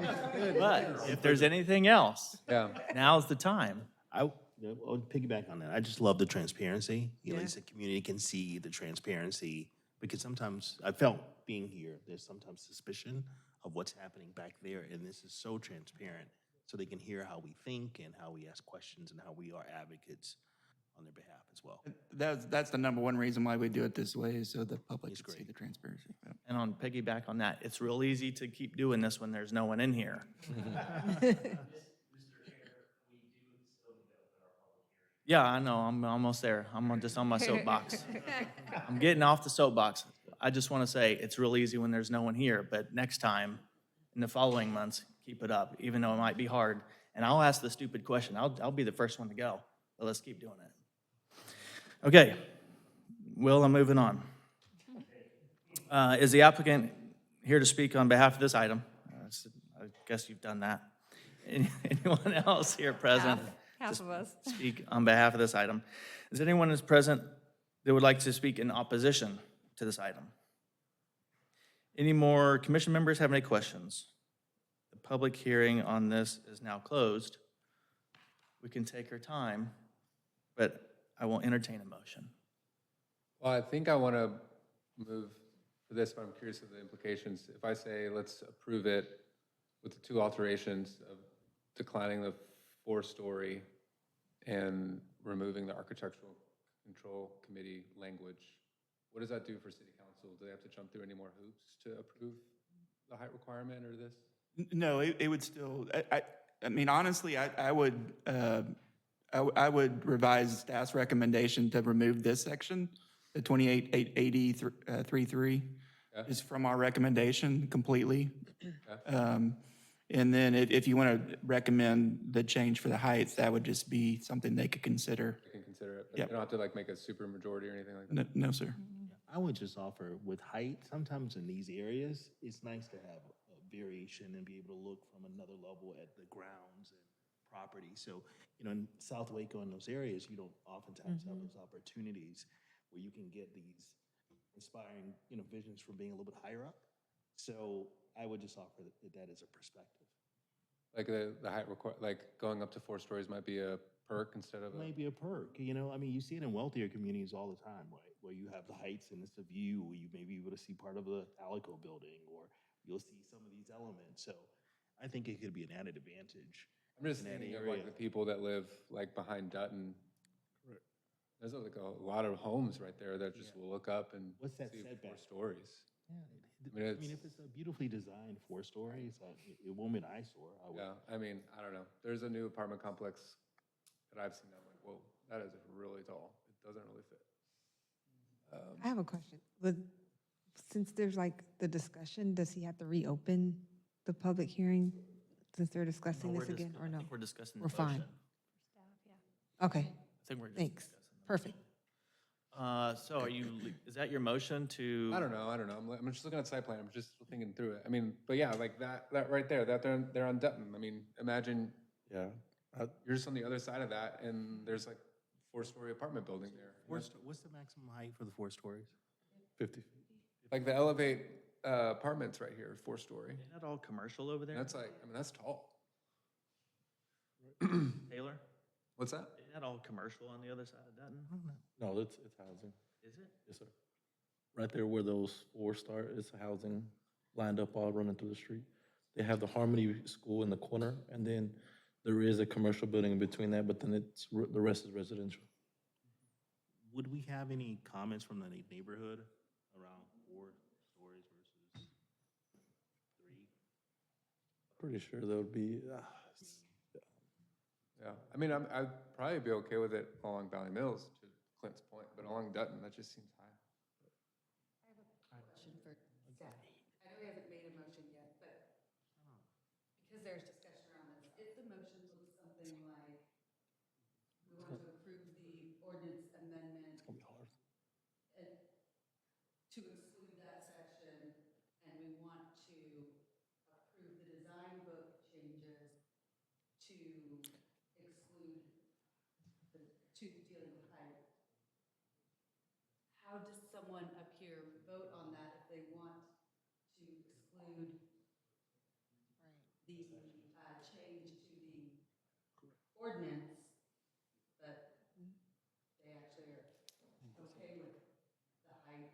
Yeah. And don't want to exclude, don't want to vote for the exclusion of the height of the design book. And that's just more of like, because I'm just listening to how he might present a motion. I don't know. So You have to piecemeal it, Like, can we, I guess, would we separate? Break put it in up. 2 motions. The ordinance amendment and the design book amendment?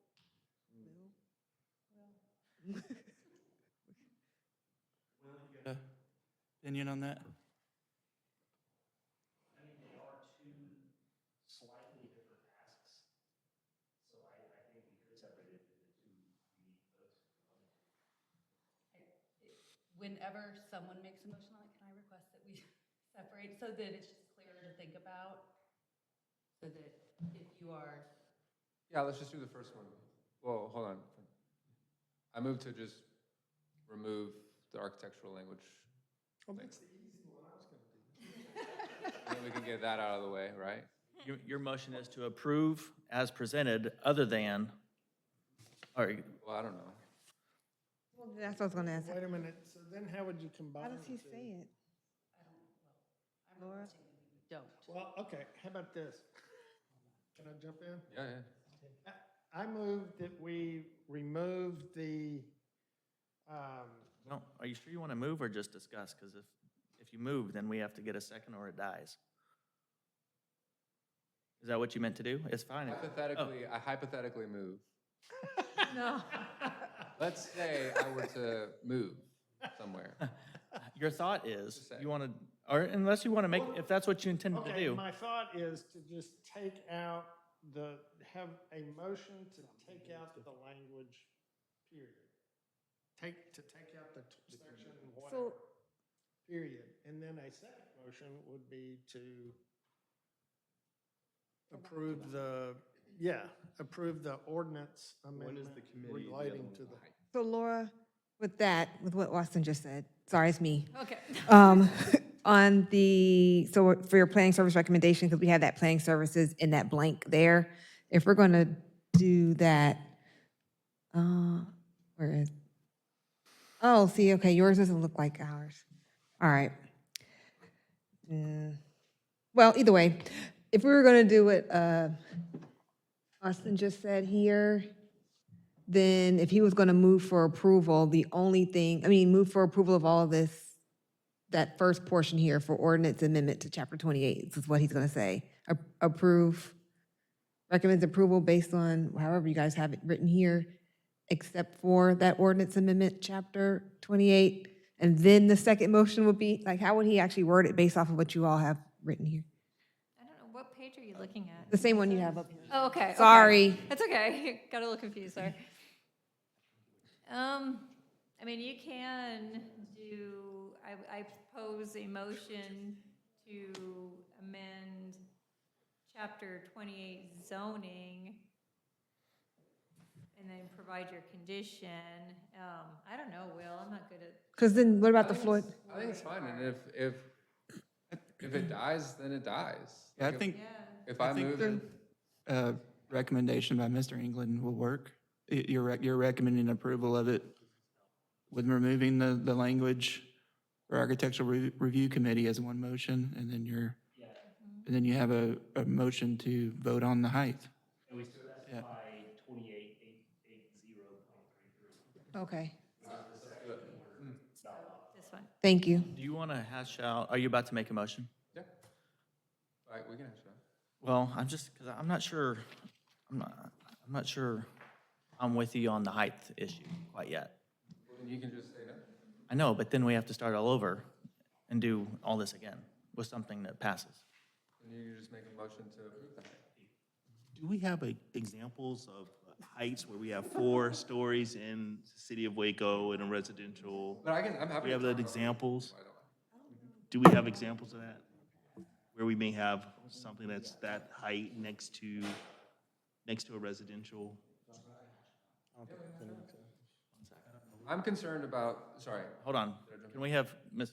Ingram, were you making this? Yeah, I was asking a question to the city. Do we have an example of where we have 4 stories, like in the city of Waco, near a residential environment like this? So the one I can think of, that's probably the example that you have a tall building in the middle of a residential area is the Lake Air Tower.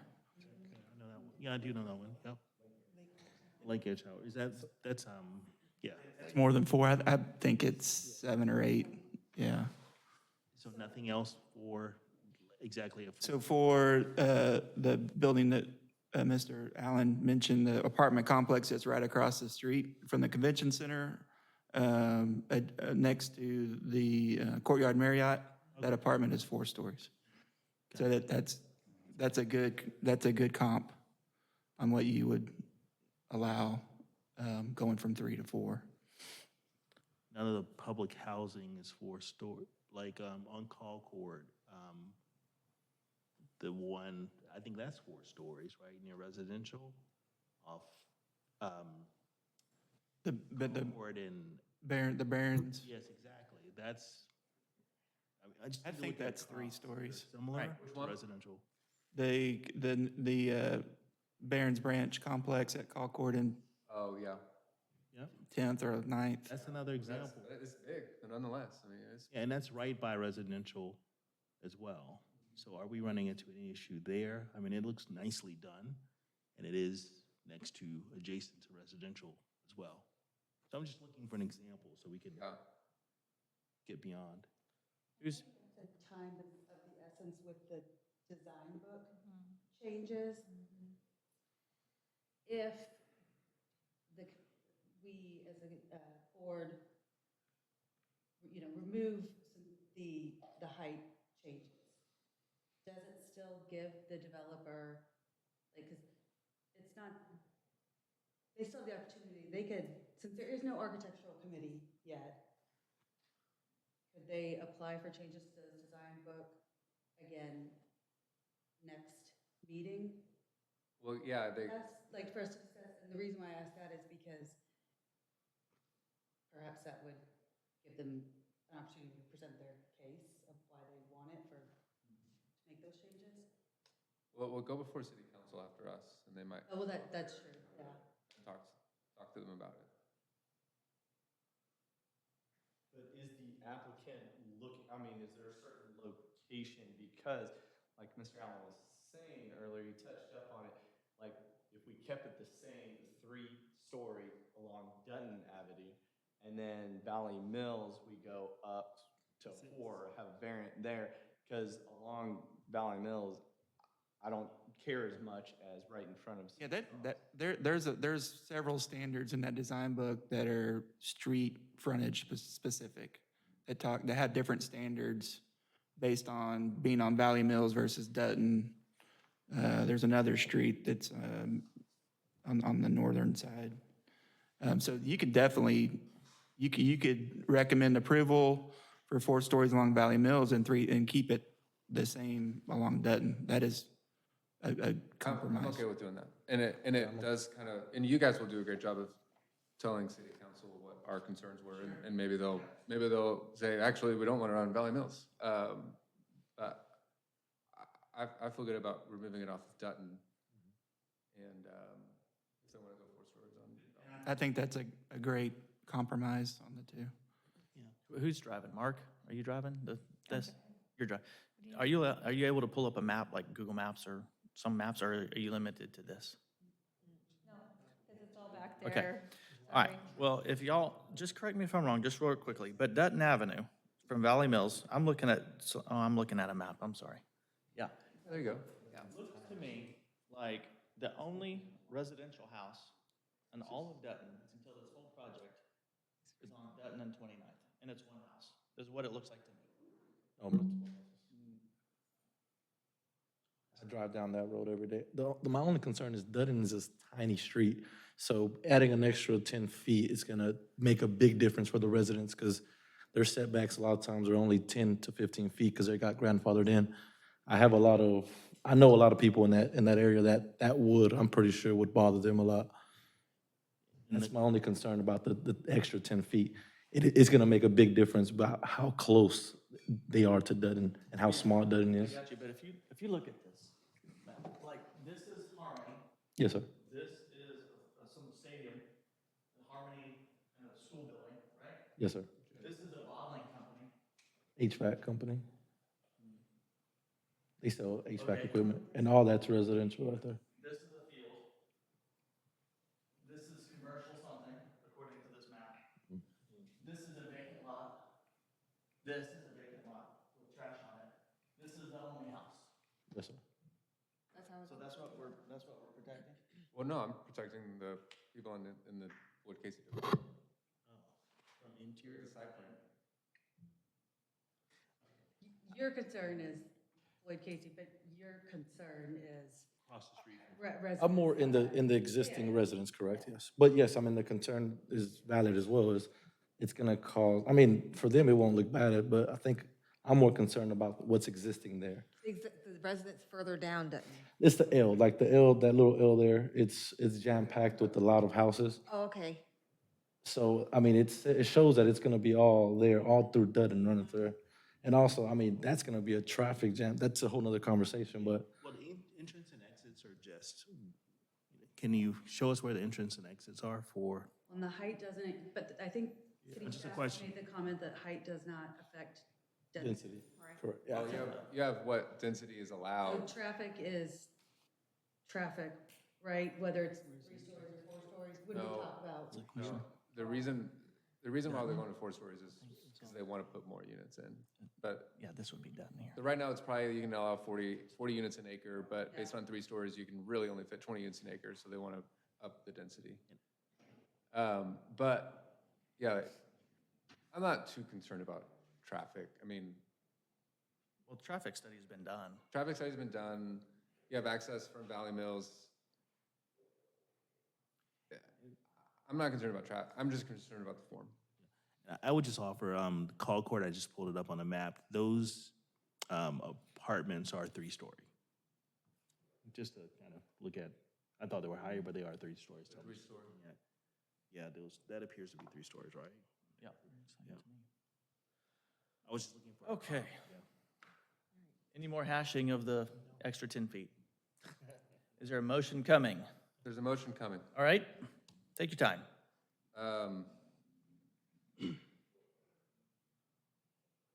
me find the section that we need to exclude. 28 something. There you go. I got it on the screen. While he's looking, Mr. Allen, is it? Yeah, I move, Hold on 1 second, before you make your motion. Yeah, so I know there's a timeline for getting some of these things for the builders to move forward. So if we don't have a decision or recommendation for the 3 versus 4 stories, does that hold up the builders from being able to move forward with their plans? I would recommend just making a decision, a recommendation, and to council and let them Okay. Let them- decide on it. Yeah. I move to recommend approval for these changes with the exclusion of section 28-880.33. And with the following change, to only allow 3 stories for the mixed-use portion along Dutton Avenue. A second. We did. Lozano? Wonderful. Lozano. No, you good? You got a question? No, I thought, well, never mind. I thought we were separating the motions so that people can vote for height and then vote for that. So since there's a compromise motion, I would vote on that, and if it doesn't pass, then another motion can be made. We have to vote because it's been seconded. So we'll do that first and then go from there. Okay, there's been a motion by Mr. Allen. Y'all have that recorded correctly? Okay, wonderful. And it was seconded by Commissioner Lozano. Any other discussion? Please poll the commission. Allen? Yay. Ellis? Yes. Embry? Yes. England? Yes. Givens? No. Ingram? No. Lozano? Yes. Rodriguez? Yes. Salome?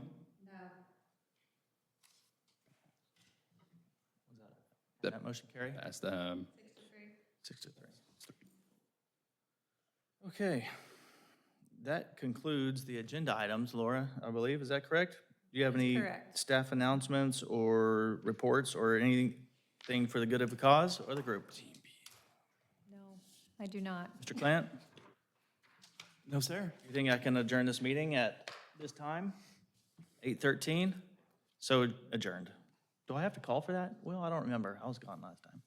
I can just adjourn it. Adjourned.